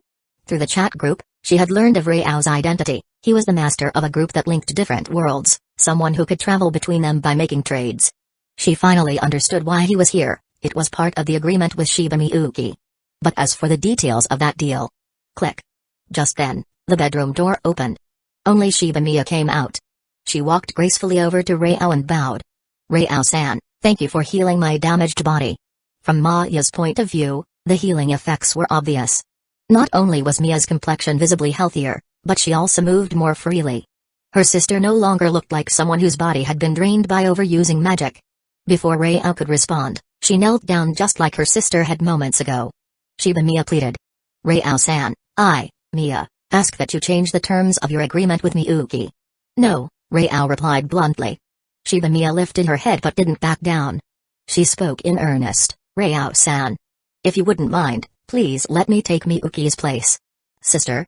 What in the world are you saying? Yatsubamaya's expression changed drastically. That was unthinkable. Shibuya didn't care what Maya thought. This was the best solution she could come up with, aside from repaying the debt with her own life. Pointing to her cheek, she continued, look, I resemble Miyuki a lot. She's too young, doesn't understand anything, and can't satisfy you. Rao raised a brow and interrupted, you're very experienced, then? As though it was something difficult to admit, her expression twisted, and she said with difficulty, even though I'm married, my marriage is only nominal. I'm still. Oh? So that's how it is? Rao sounded surprised. He hadn't known that Shibuya's marriage was a sham. Sigh. Yatsubamaya heaved a deep breath at this point. It's true, Rao-san. Noticing Rao's curious look, she offered an explanation. One day, out of the blue, a newborn baby appeared in sister's room. That was Miyuki. Logically, an unknown child like that should have been handed over to the proper people. But the Yatsuba family discovered that Miyuki possessed tremendously strong magical talent and wanted a legitimate reason to keep her as part of the family. At that, Rao suddenly understood, it was part of the Yatsuba family's plan to make her Mia's daughter. But to do that, Shibuya had to have a husband. And so the family selected Shiba Tatsuru as sister's husband, to join the Yatsuba household. In reality, they're only husband and wife in name, never in truth. Yatsubamaya glanced around the empty room and sighed, he's never even set foot in here. Chapter 330, Emotions Brewing, Family Bond. Even though she knew her older sister was revealing the secret so that Rao would understand she was still pure. And also out of fear that Rao might have certain special interests. She understood. It felt awkward. But she still took the initiative to explain and reassure him. She really was still as pure as ever. After listening to Yatsubamaya's bizarre explanation, Rao's heart remained unruffled. He had already seen too many such cases. Sawamura Sayuri, Sakurajima I, Takagi Yuriko. One after another, all of them had experiences very similar to Shibuya's. He would have been a fool not to notice something fishy by now. In his mind, he silently asked. Chat group, do you think this matter might be related to me? Unfortunately, there was no response.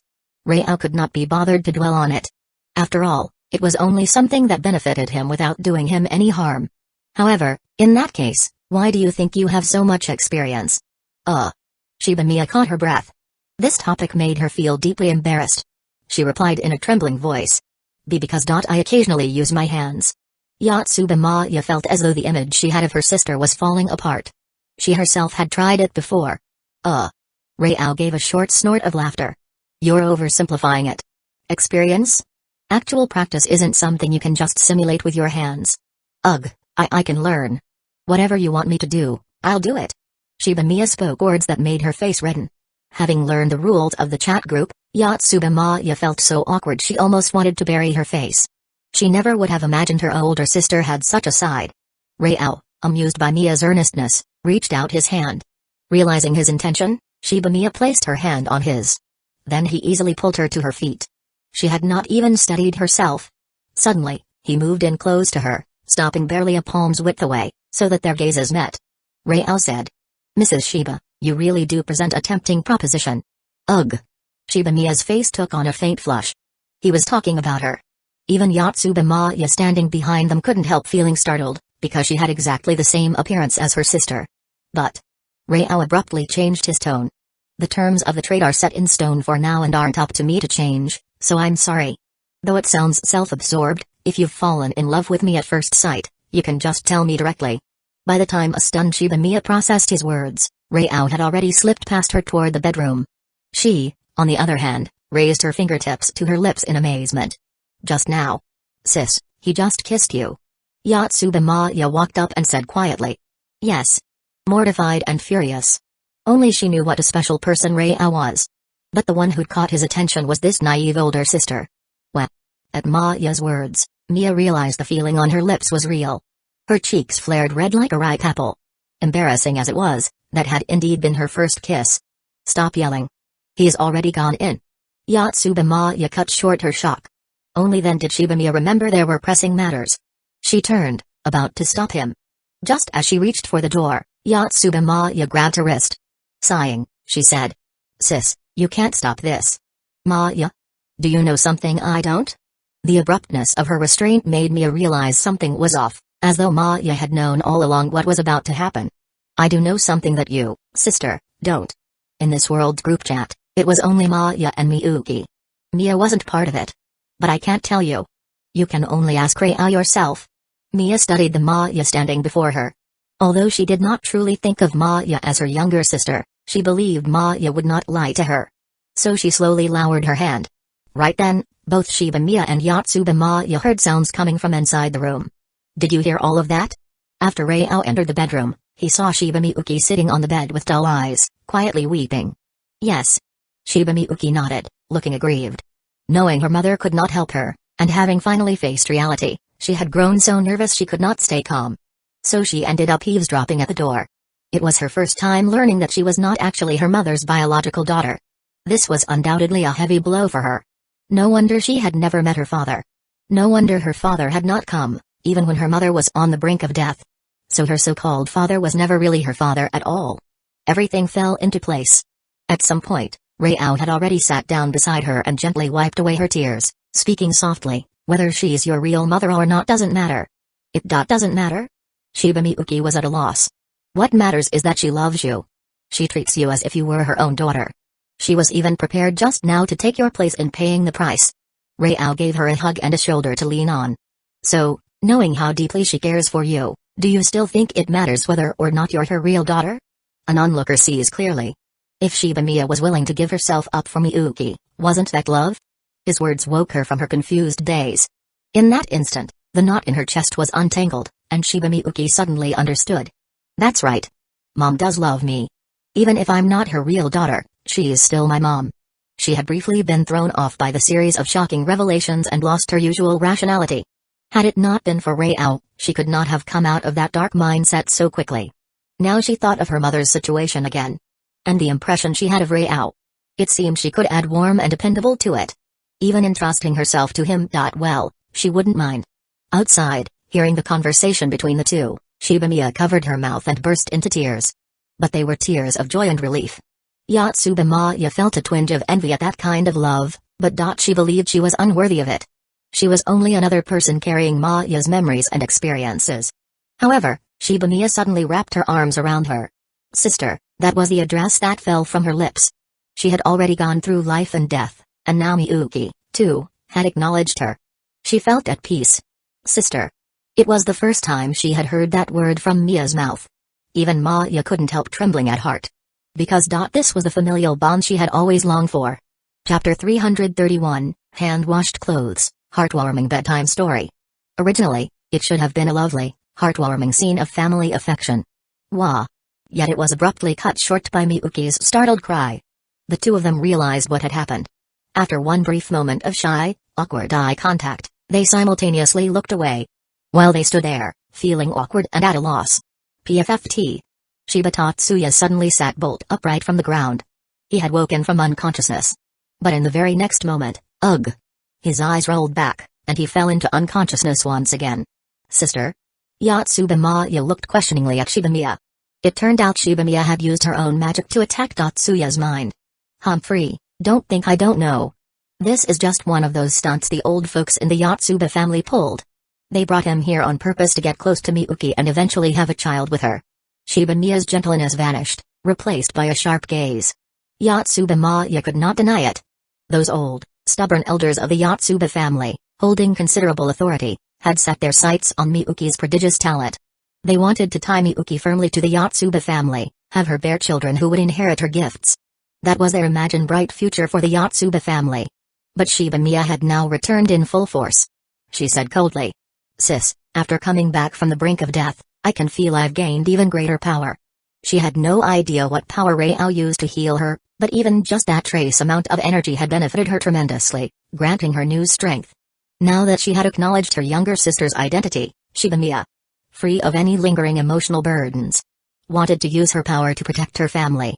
So, sis, it's time we settle things with that rotten Yotsuba family. She glanced at the closed bedroom door behind her. Let's give Miyuki a warmer home. At Rao's house, phew. Done.